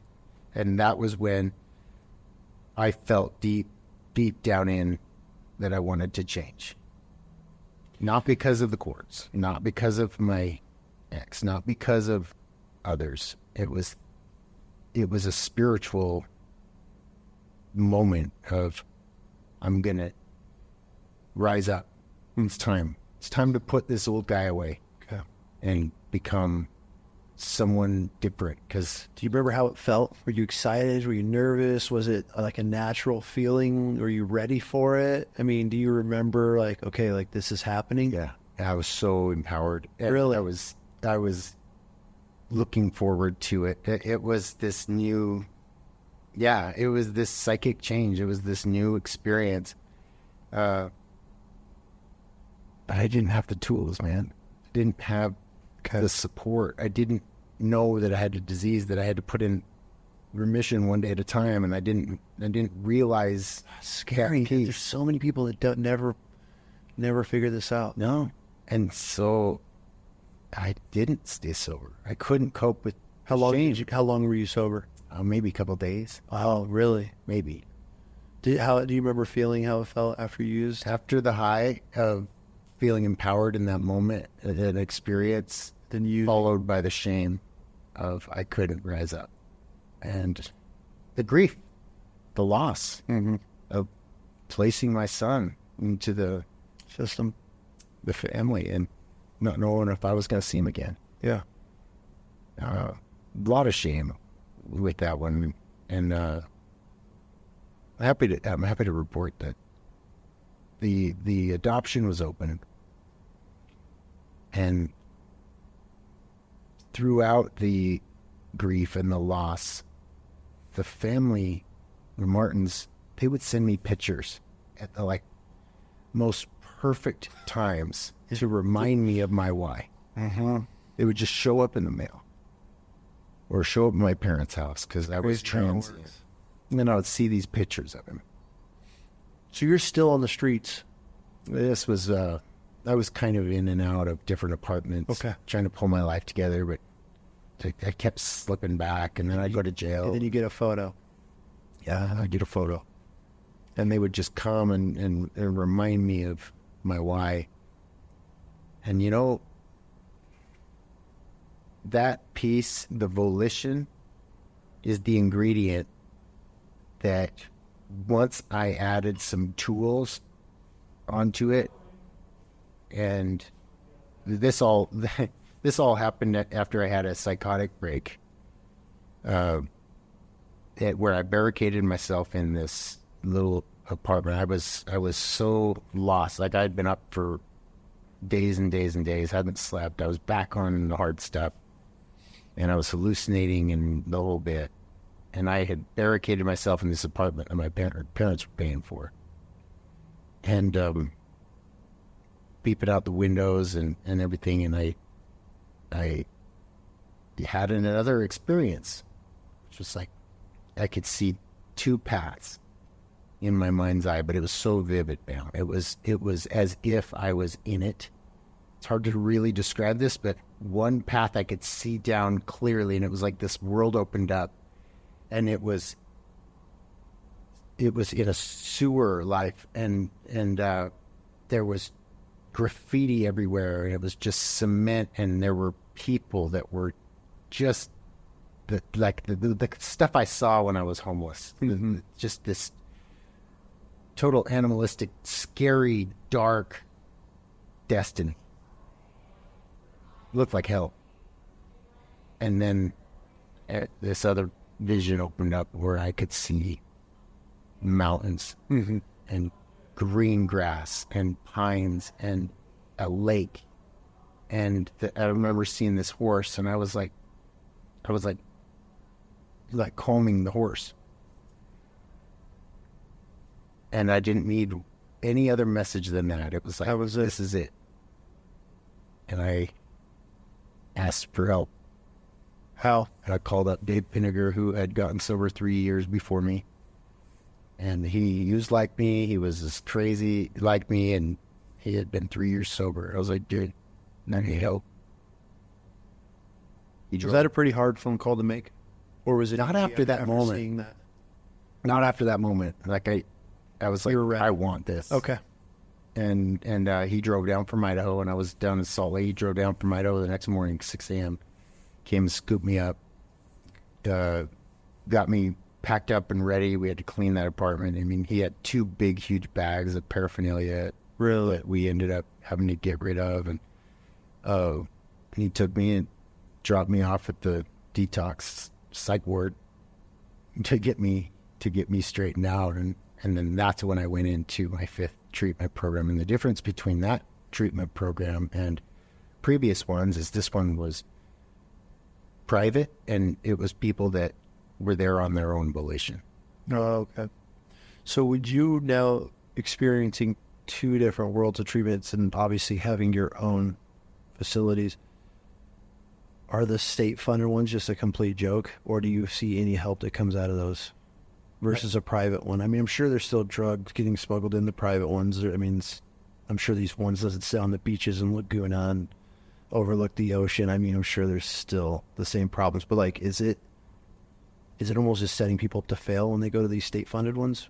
I always tell people when they are asking about where to go to treatment, instead of just saying you should come to Brick House, you know, I'm not sure if Brick House is a good fit for them, because what I want them to feel out is wherever you can connect with the tribe, that's where you should go. Okay. And so if you are checking out a state-funded, you know, a lot of the people there are not there on their own volition, and so you have to be ready for that. Mm-hmm. That there's going to be a level of maybe dishonesty and for sure and lack of motivation. But a lot of people can't afford the private, and so a lot of them do recover in those settings. They just have to be ready, and they have to find their tribe, stick with the winners in that mix. Got it. So they can still get the help. Those seeds can still be planted. They can grow, and the harvest can still come. It's just, you got to understand the environment and the stages of change that everyone, and not become like them, like I did. Not gravitate towards the losers.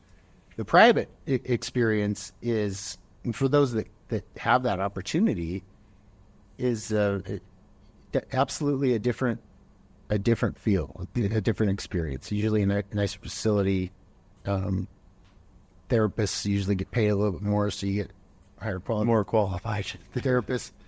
And this one was a faith-based one, not a religious, but one that really emphasized the importance of the soul sickness, because you can fix the mind and you can get the body healthy with water and meds and nutrition. But what about the soul, the spirit? What about that? And most of us are spiritually anorexic when we're in our disease, in addiction. Interesting. And that spiritual anorexia is real. And so it's really about trying to feed the milk before the meat, and just help them discover their meaning and purpose and worth. Yeah. And that process of recovery is beautiful. That's where emotional spring goes. That's where prosperity comes and abundance. And we can thrive in that. And so 2 years after Nate was born, I was able to see him actually before I checked in. Was this the first time you were able to like see him in person? I've seen him a couple of times. Okay, so the family's pretty cool. I mean, they're sending you pictures, and they allowed you to come see. So yeah, I probably met him 3 or 4 times in 2 years. Okay, yeah, something like that. So you got to see him right before you went in. I did, and so I had that. How was that? Like holding your son? It was cool. It knowing like, okay, I'm ready. Like that has to be a pretty impactful moment. Like, okay, like you're the reason, like I'm finally getting my life. You need more of this. Yeah. You know, so that has to be a pretty cool feeling. Like knowing you're ready because of this human being that you brought into the world is the reason that you've gone through hell from teenage years to 27 now, 26-ish, maybe a little older. And now like that was your aha, like you're so many. I know a father, he's got a great son, and him and his baby mom, I guess we'd call it, they were both addicts, and the second he found out he was having a son, he had his brother handcuff him in the basement to detox, and he never touched again. That was it. He was a hardcore user and lifelong, and the second he found out he was having a son. So, I mean, it's a thing, you know, but there's also a lot of people that don't even bat an eye at having a child and could ever think about it again. So, I mean, I guess you just got to find that why. So you go to rehab. It's a private one. You get the help. How long was the rehab? 60 days. 60 days. And then you came out. How was it? How was the... I don't want to say it's harder at first, because I feel like once you're in this world, it's always a battle. Every day is a battle. I have buddies that are sober, and every day is a battle for them. Was it like a no-brainer coming out, or was there any relapse? I mean, what was the process from coming out of this private clinic? You finally got the help that you needed. You don't have your son, but you have access and be able to see your son, getting updates on him. Was that it, or was there any hiccups along the way? No hiccups as far as use. Good. I've been sober ever since. Good for you. March 19th, 2009 is my sober date, and the two things that I came out of that treatment program with that changed the game versus the other times I left treatment and fell and relapsed is number one is I had a sense of belonging. I had a tribe of dudes that I was in there with. It was all men, and there was a brotherhood. Okay. And there were a couple of guys that really made recovery attractive, that were coming to the alumni meetings, and they were in their first year, and they were, you know, out doing fun things like planning trips to San Diego to go to AA meetings on the beach and having fun that way. And, you know, they were wakeboarding. And so you're seeing a light at the end of the tunnel. Yeah, I'm seeing like an attractive brand of living sober. That have gone through what you've been through. Uh-huh. They've been in the trenches with you. Yeah. And they were having a blast doing it. And so I gravitated to this group, and we're still dear brothers to this day. So I had a belonging, and I had a tribe, and they helped protect me from a couple of potential slips. Okay.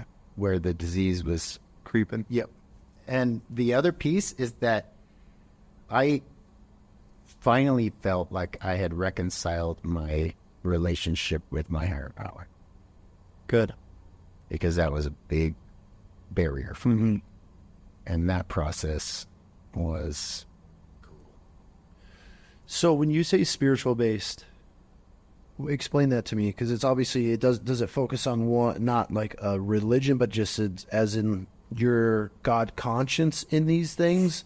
How does that work? Because I'm sure the last thing on somebody that's battling an addiction is like, okay, I want to be connected back with God or I'm a Christian, so like I can talk, and that, like when you say spiritual, how does that, and we can get into I would like to get into how you started your clinics and that whole path as well, which we'll jump into, but what is a spiritual based recovery center? I mean, is it talking, having conversations with God? Is it praying? Is it right? I mean, how does that work? Yeah, that I think that does deserve some clarification. There are some that are attached to particular churches. Okay. And they have, their annex that's a sober living, and then, their residents have to read the Bible. They have to do what that church sets up. Okay. What we do is open-ended and broad and all welcoming. And so the idea is that if they are willing to come in and just leave the door cracked to the concept of a higher power, the God of their understanding, based in the 12 steps. Because 12 steps are evidence-based and they work. I mean, they do work if you're open to it. And so the God of your understanding, the idea is we do pray before all of our groups. We talk about the wrestle that most people have with spirituality, resentments to, some have religious trauma, some have been beaten down with in the name of God. So unless that stuff gets out and like sorted through, it's kind of like this process where we're sitting at this beautiful table and it's like putting out all your beliefs on the table, all of them, and reanalyzing them in a way that makes a repacking of your belief system work for you, and leave the rest. Okay. Because there is some stuff that can get confusing there. So how I was led to do this was an assignment when I was on step 2, which is come to believe that a power greater than yourself can restore you to sanity. For sure. And I was like, I got a problem. She said, what's your problem? And maybe she knew. Like, I don't know how I'm going to ever get to a point where I can trust God, because here's the thing is I had God as an archetype of my own dad. Okay. Who was disappointed, unavailable, emotionally angry, and didn't want anything to do with me. Which isn't the case. Which is, so how do you turn your will and your life over to someone that you feel is that way? Mm-hmm. And that was just where I was at the time. And so she said, okay, I want you to do an assignment. And I thought it was the dumbest assignment ever. I will. I mean, I'm in this program. So I want you to go and start describing who and what your ideal higher power looks like, is like, what hobbies, personality traits, characteristics, and just start.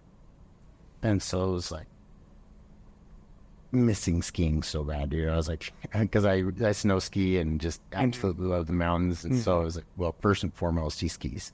Chases powder. He chases powder, but not those lines. So he skis,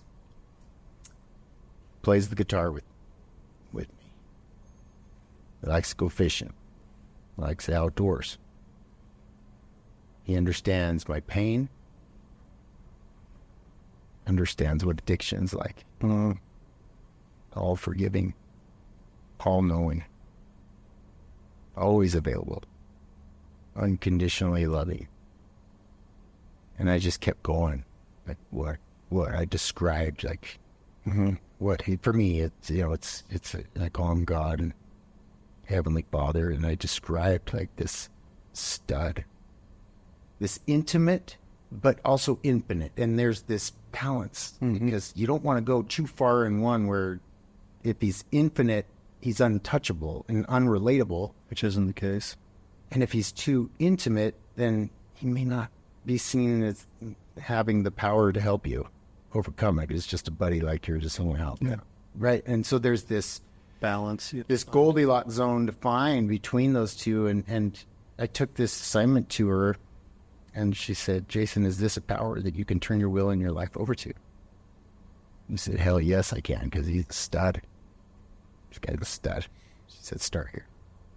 So from that day forward, I began to view him as my homie, like someone that was intimate, that I could hang with, someone that I could go skiing with. And to this day, I try to ride up on the ski lift alone and save him a seat. And I will visualize my God hanging with me, and I'll just thank him for the creations that I'm seeing and the ability that I'm alive and I get to breathe, and like be intentional about just thinking about those things. And what's interesting is it's like those little daily habits, even waking up and making my bed and opening the blinds to let the sunlight of the Spirit into my life, changes me. it changes how I interact. It changes how I view color and how I view nature and how I view people and how I view my kids. And not that I do it perfectly. I slobber my way through all the time, and I need to be reminded. But this was a completely new way of living. Mm-hmm.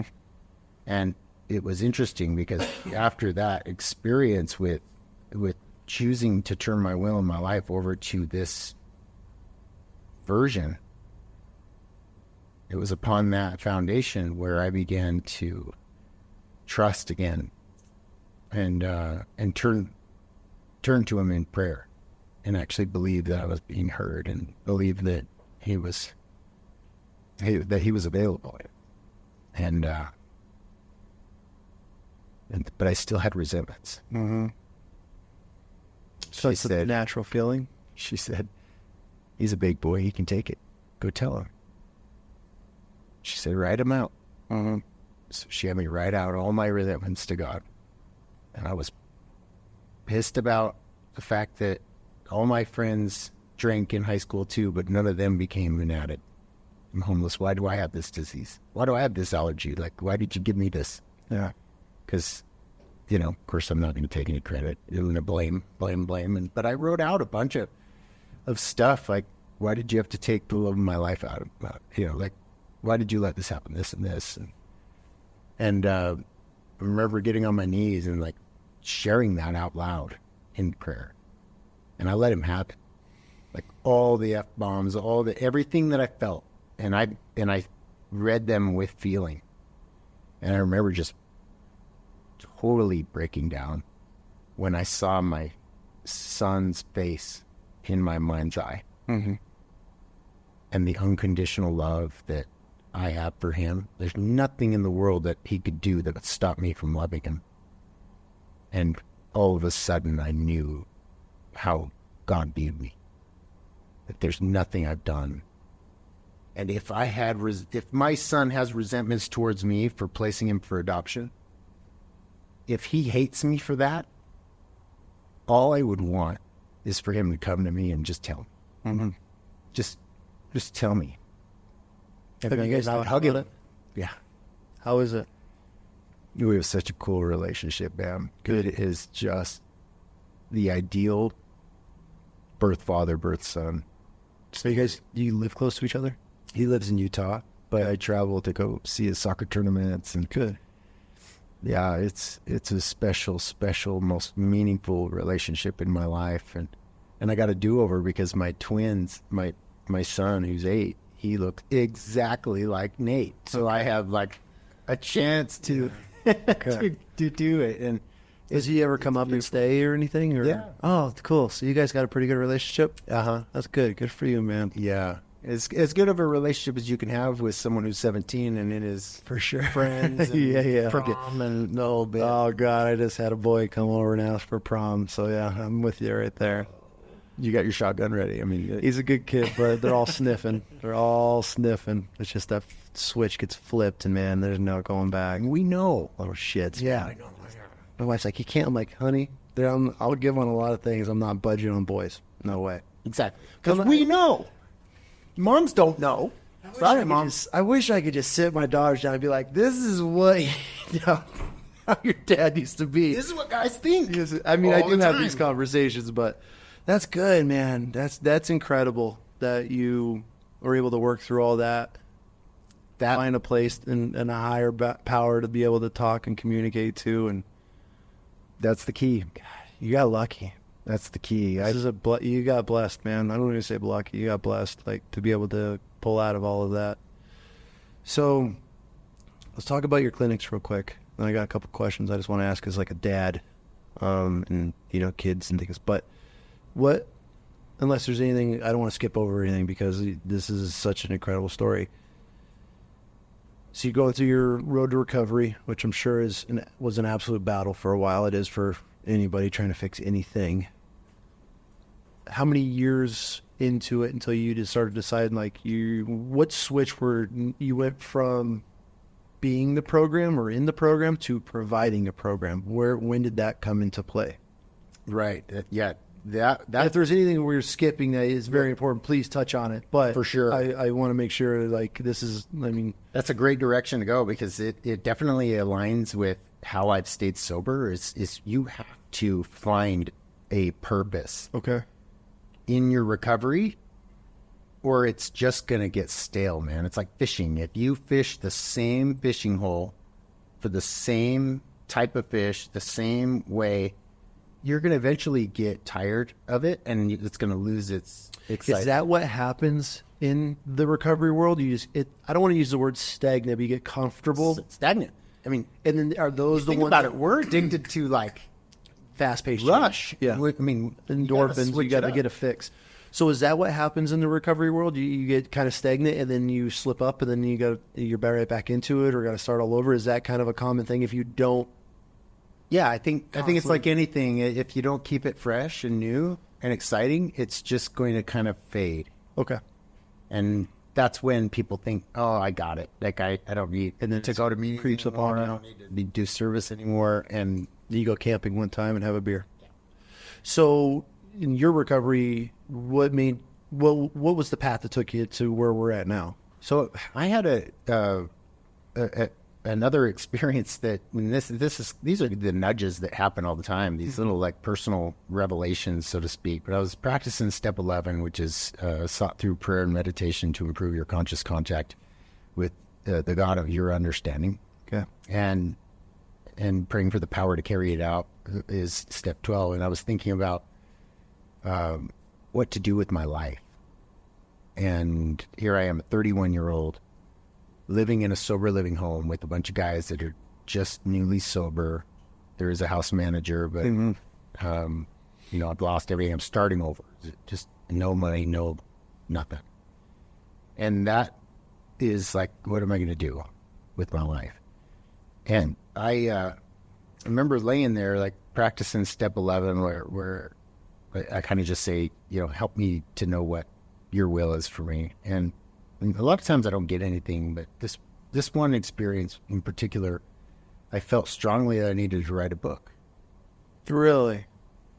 And I've never been interested in writing, and I've never been really good at it. Or like I started writing in rehab. That's kind of where I started writing. Yeah. And that was like the first nudge. And then I had, like, fast forward, I was working, my first job out of rehab was cooking hot dogs out in front of a Home Depot. And I was making $6.50 an hour, minimum wage plus tips. And the idea was, my therapist said, find a job that is zero stress, because this is a stress response disease. Okay. And so convalesce, like take time. It's like someone with cancer that comes out of chemo. You got to take it slow. You don't jump back into full-time work and run, or else you're going to... So is cooking hot dogs outside of Home Depot a stressless job? Is it an easy job or and humiliating? Job? It was stress-free, but it was humiliating. Okay, why is that? Oh, well, I saw my ex-brother-in-law roll up to pick up some stuff, and here is this freaking junky ex-brother-in-law slinging dogs behind a sweaty grill. Like, okay. I mean, it's humbling. Yeah, it was, dude. Very humbling. It was hard, but you're on the right path. I have this customer come up, and I ask him, what do you want? And he orders it. They were actually bratwursts. They were like high-end. Okay. Not just hot dogs. Important. That's important. They were brats.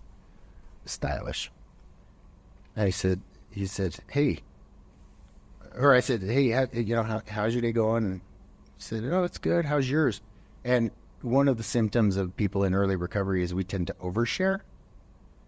And so when someone asked me in those days, how am I doing? I say, I'm doing pretty good. I'm 72 days sober off crack cocaine and heroin. I'm doing all right in my treatment program. This is my 5th round, but still working through my divorce. Just like, giving him everything, right? And he's like stepping back. Dude.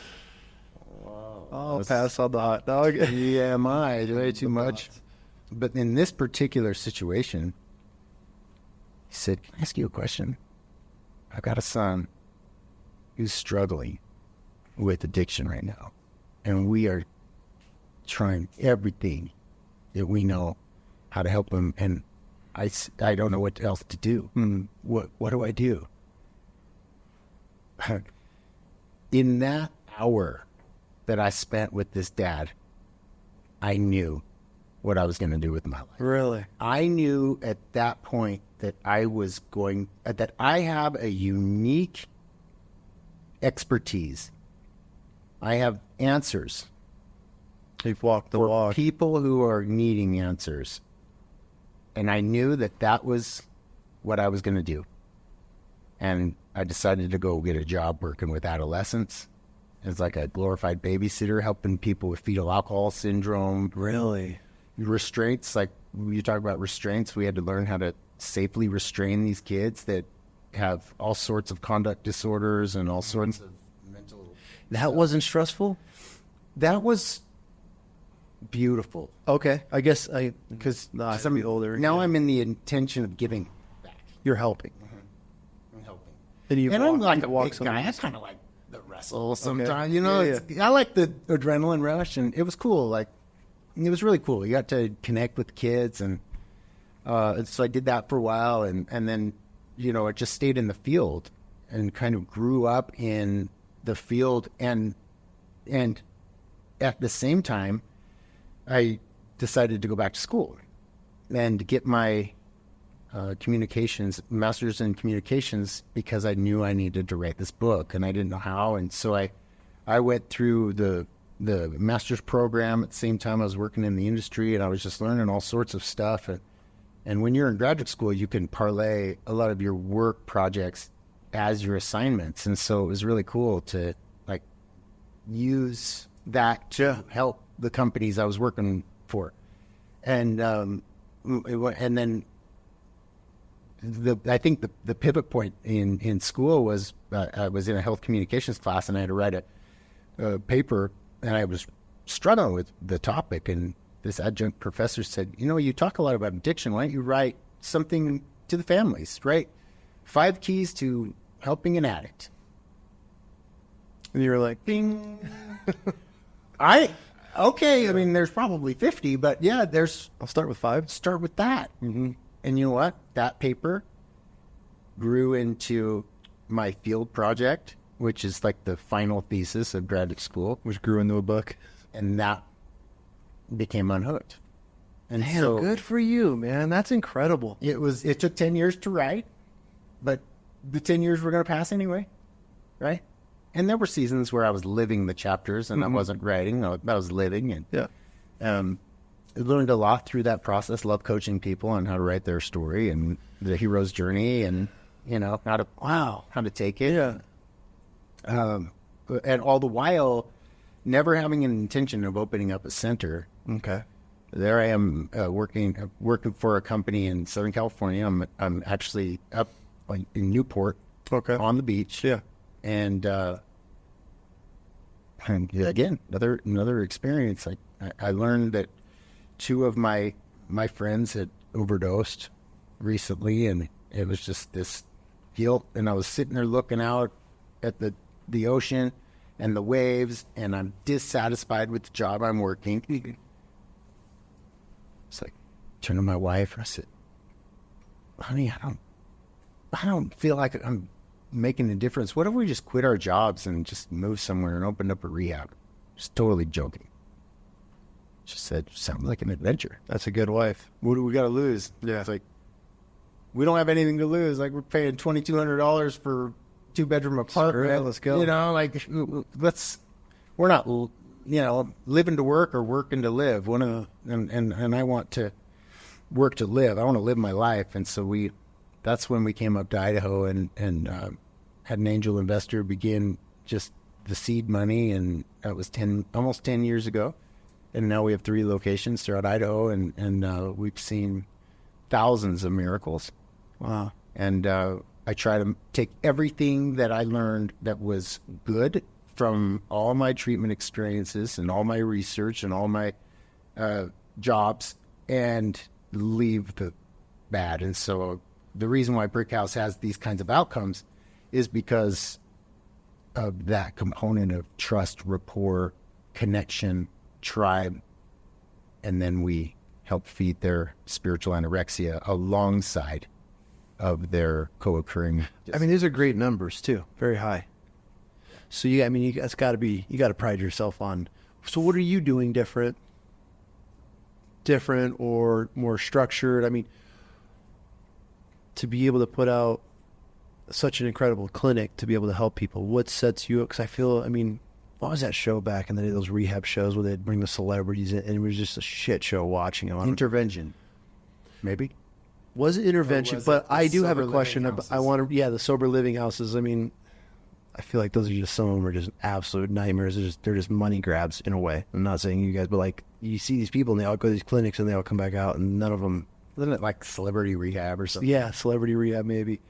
But it's, so you start this clinic and I mean, you've got to be learning so much at the same time. I mean, now you're embedded in the world. You went from utilizing these programs to now providing these programs, and there's so much I'm sure you're just learning every day. I mean, you're probably still learning almost 10 years in. I'm sure you come across something new all the time. Yeah. I mean, you're an entrepreneur. You know, that's a learning curve in and of itself, is just building the systems and building the mechanisms so that you're not growing a Frankenstein that you're going to be a slave to. Yep. You know, I don't want to build something that I'm just going to be, is going to like owns you captive. Yeah. And the idea from the start was like, okay, how do I build this through its infancy into adolescence and maturity where I become irrelevant? Meaning, if I check out or get hit by a bus, it can still help people. You're still helping. Got it.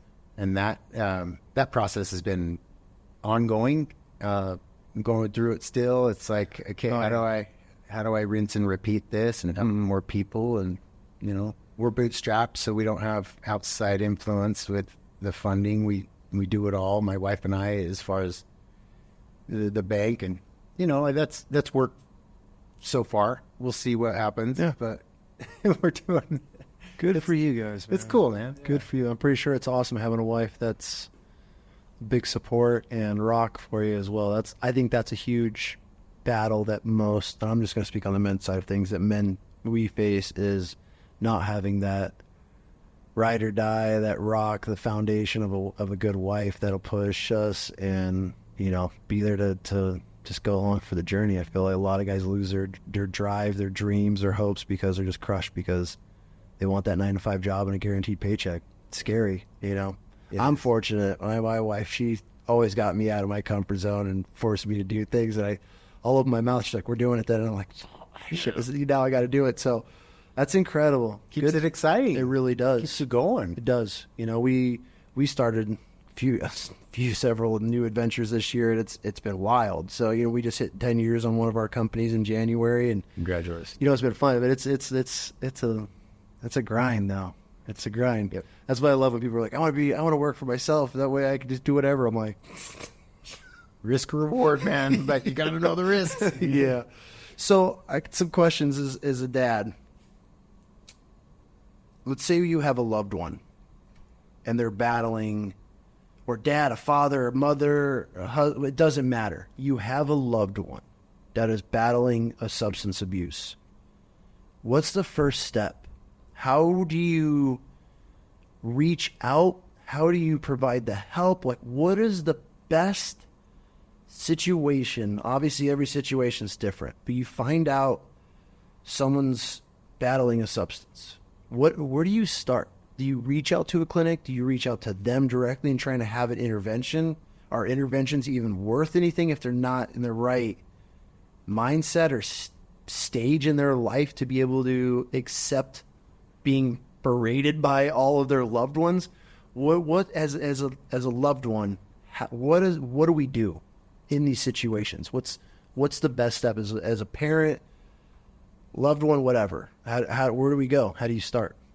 Yeah, the questions start with the strategy first, the principles that work, and then the tactics that apply the principles.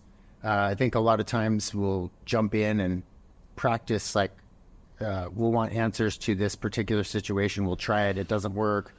And then we get frustrated. And so the overarching strategy is how do I build a relationship where I can be of influence to this person? Now, that in and of itself is a work. Oh, for sure. That's an intent. It That's doesn't a come mindset. overnight. Yeah. And because here's the thing, like, you can try to break the horse. Think of trying to train a wild Mustang. Mm-hmm. You could try to break the horse with tying them down and until they finally submit. Mm-hmm. The problem with that is that there will be a day where that horse is going to break out and push back, rebel. Mm-hmm. And when it comes to people that have this, this struggle, the first step would be to, okay, every interaction that I have, I want it to be well-intended from a space of empathy and compassion and understanding. Okay. Why? Because I can say the same thing in a tactic to my loved one to try to get them help. But if there's not a trust and rapport between us, whatever you say to me is just going to go through one ear and out the other, because I may or may not be ready to do what you want me to do. And so it's more of this exploration of their ambivalence. So if someone's going to be honest, they'll say, look, this is really working for me. I really love this behavior. Like, this helps me with my anxiety. This helps me feel socially accepted. This helps me escape. And it helps my mindset. But it also is making me forget things. It's making me feel lazy. When I'm not on it, I feel depressed, like depleted. Mm-hmm. My sleep is being affected. Like, if they were to honestly look at the costs and the benefits of both in front of you and let them explain the reasons why they do and don't want to change, that allows them to come up with their own reasons to change, their own volition. Okay. But the second I start to impose my ideas on you, there's a wall. Yeah. Okay. And so there's a therapeutic approach. It's called motivational interviewing. And that motivational interviewing is this process of coming in as more of a partner, honoring their individuality and not being the authority. The second they view you as an authority is going to change the dynamic of influence. With an adolescent, it's very different. So I'm going to speak mainly to adults. Do you mainly focus on adults? Yeah. Okay. Yeah. And the approach, like rolling with resistance, for example. Like, if someone is going to push back, mm-hmm. instead of locking horns and getting in a wrestle, it's more of a dance. Got it. It's more of a validating where they're at, even if what they say is totally off the wall. It's just giving them a space to kind of resolve that ambivalence within themselves and trust the process that, even though it may not happen right now, if they're willing to explore it, then you allow the natural consequences of their actions to help them work through it. Okay. And I think that's the hardest part, is being patient enough to allow natural consequences. And sometimes you have to inflict those natural consequences, like if it's a boundary of curfew, mm-hmm. or if it's a boundary of, like, you can't use and come home and stay here. And if that's broken, well, you got to move out. How bad does enabling... I know enabling's horrible, but, like, that situation, if you set boundaries and you allow them to break those boundaries, how much are you hurting that individual by doing that? Instead of sticking to the guns, because you were saying earlier, you try to deflect So obviously that person, whoever's using, will say, "Hey, you're not allowed in my home while you're doing this," and then they pull this, you're it's your fault, whatever it is, right? And then you allow them back in. How much are you setting them back every time that you enable and give them what they need? Is that a serious thing? I mean, every time that you budge, it's just hurting them even more. I mean, is there certain times that you should give them, or is there not, or you just have to stand your ground? Yeah, I think if I could use the analogy of a speeding ticket. Okay. And a $10 speeding ticket may not slow me down. Yeah. Especially if I keep getting to just $10 speeding tickets. Mm-hmm. Now, it starts to get up in the hundreds, I might slow down.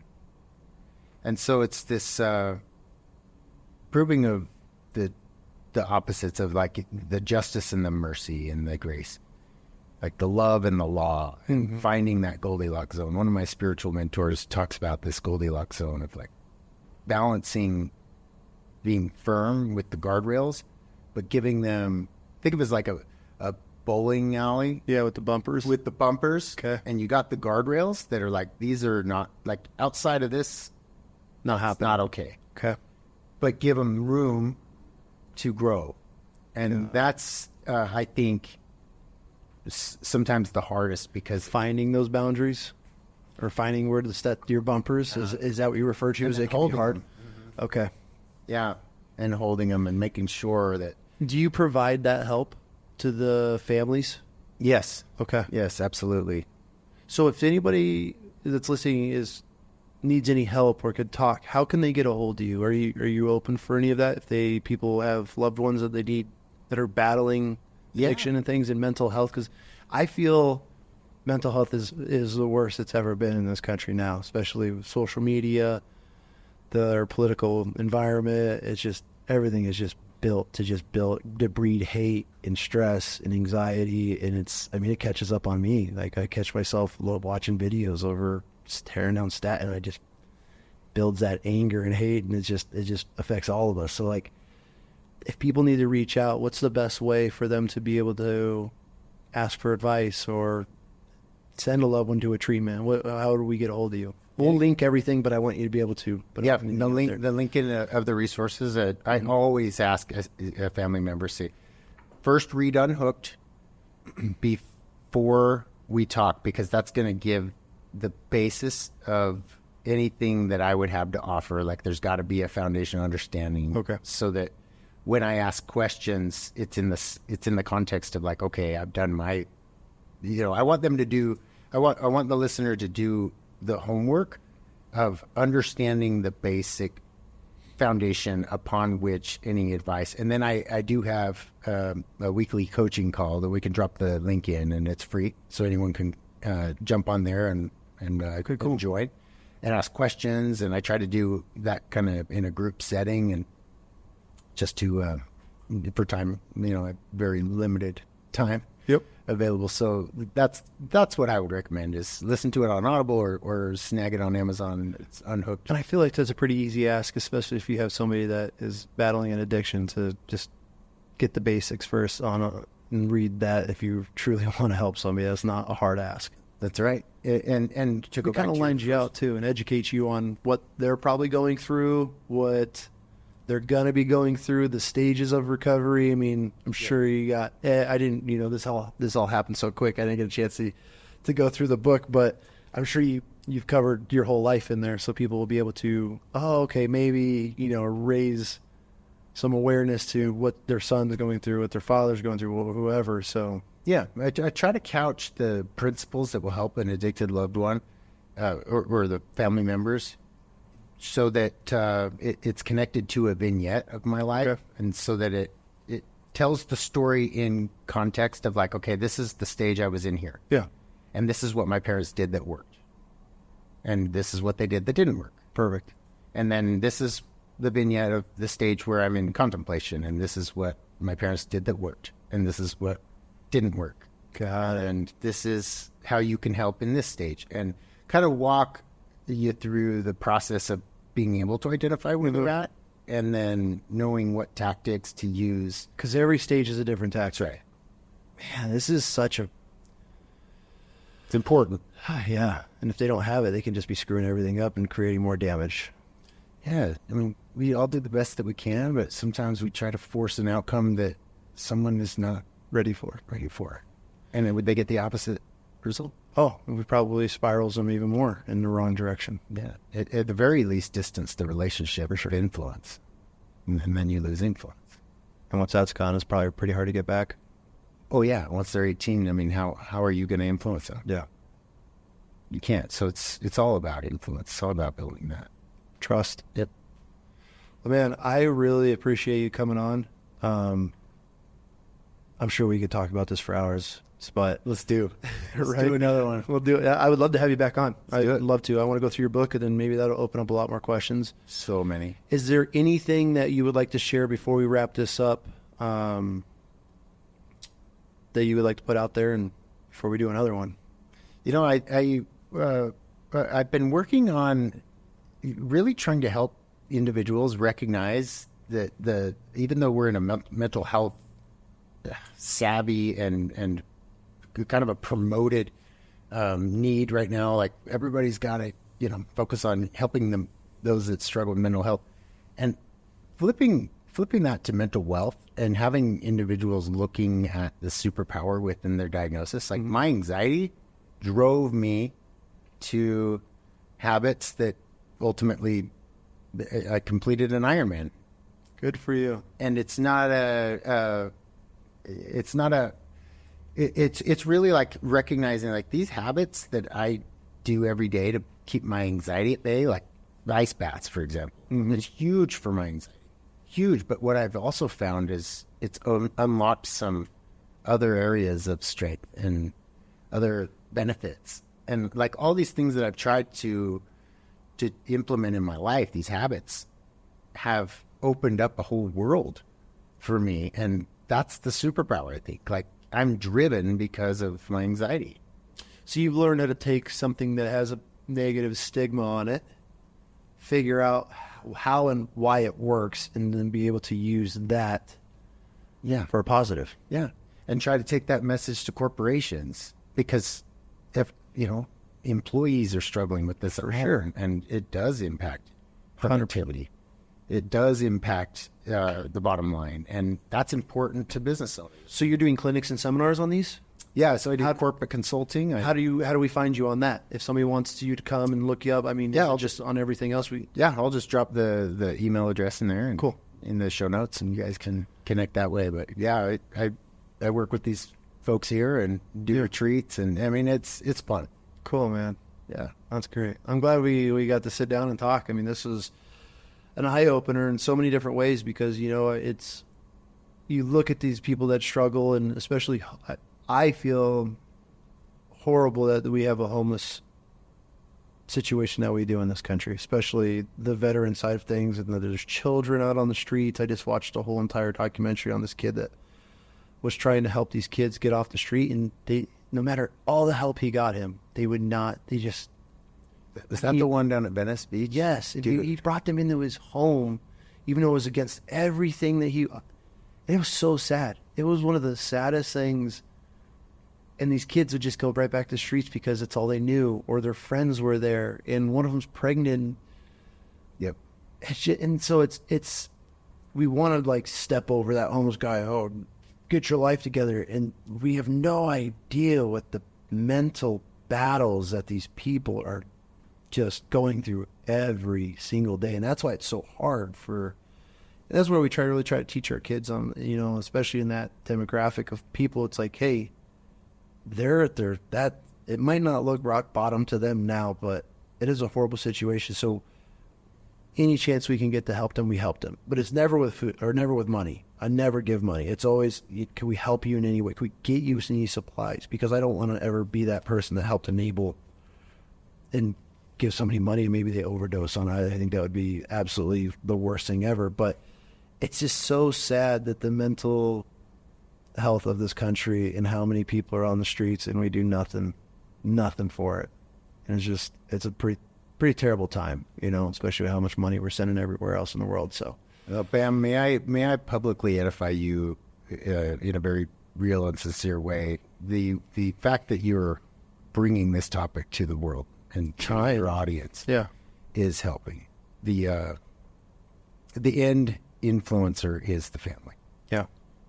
That's ultimately where the change happens. It's in the home. And I feel like nowadays, man, it's just so sad. It's so easy to get divorced. It's so easy to just walk away. And these parents have no idea what they're doing to their children, what they're doing. And then they use them as pawns. And then they wonder why their daughters are chasing the wrong thing or their sons are going down different paths. And it's just, God, I wish we could just pause and have everybody take a breath and just focus on what is important in their family. And I feel that, especially now with like social and everything, and you have all these influencers and all these guys that are, you got to grind and you got to work all these hours and you got to make all this money. They never talk about their fucking families. They never talk about them. They never highlight them. They never talk about being a father. Never talk about being, it's all about the hustle and the grind, and they're losing track of everything that is important to them. Everything. That's just my opinion. It's just, I tell people, man, like, we have so much going on in our life, but at the end of the day, we have so much going on because we're able to spend so much time with our kids. And if I don't need to be rich, and I tell people, we don't have a lot of it. We get by, right? We have just enough that we're free, and I get to spend all the time in the world with my kids. And I know everything that's going on in their life. They're able to talk to me about boys, the goods, the bads, what their problems, and I feel that these parents are just so fixated on trying to make money, trying to have enough to buy the toys and the boats and the ATVs and have that giant house. Meanwhile, their kids are slamming pills and chasing the wrong things. And it's like, for what? For an image to impress the neighbor? Like, who's going to be there at the end of the day? That's right. Yeah, you got it. So I love your platform, man, and So we're just starting, man. Hopefully we can get a lot more guys like you on to be able to share some experiences and just open people's eyes. I mean, it's so easy, I feel like, to judge some drug addict on the corner. And that guy, I mean, the guy could just be anxiety. They'll let him there. That's right. And nobody ever stopped to just help, talk to him, or give him a resource to be able to cope with it. Instead, they end up on the streets. And once you're there, I feel like that's just a vacuum there, and there's no coming out of it. There's very few people that you hear about having success stories like you that come off the streets and get back in contact and be a father and now a husband and have more kids. And good for you, man. It's not every day. Bam, you would be surprised how many stories there are like mine. Oh, I hope there's so many. There are. Yeah, good. And I'm gonna introduce you to them. I want you to come and see. I'd love to. Some of the miracle show. And get a front row seat. I would love to. I'd love to bring my kids. I'd love to bring my family to that. It's something else, man. Yeah. And that's the good news, is that the recovery movement is spreading far and wide. Good. And celebrities are making it okay to talk about this stuff. And what I feel with more platforms these days, it's not being mainstreamed in a way, but it is, where there's so much help. You know, you look at Vietnam era vets and nothing. Nowadays, I mean, there's 100,000 charities for just veterans alone, you know, so we are growing. There is a lot of positive, because I feel like things are being brought to light in these situations, and people now have platforms that have recovered and are able to talk about it and talk about their road to recovery and their hurdles and the relapses and everything that they've gone through, which doesn't normalize it, but it puts it out there for somebody who's like, I just went through that. Okay, they did it too. It's not the end, you know. It's just a little hurdle. It's a speed bump, and we can get through it. So yeah, it's guys like you talking about it, man. This is pretty incredible. Thank you so much. Thanks, dude. Appreciate you coming on. Appreciate it. Yeah, this is great.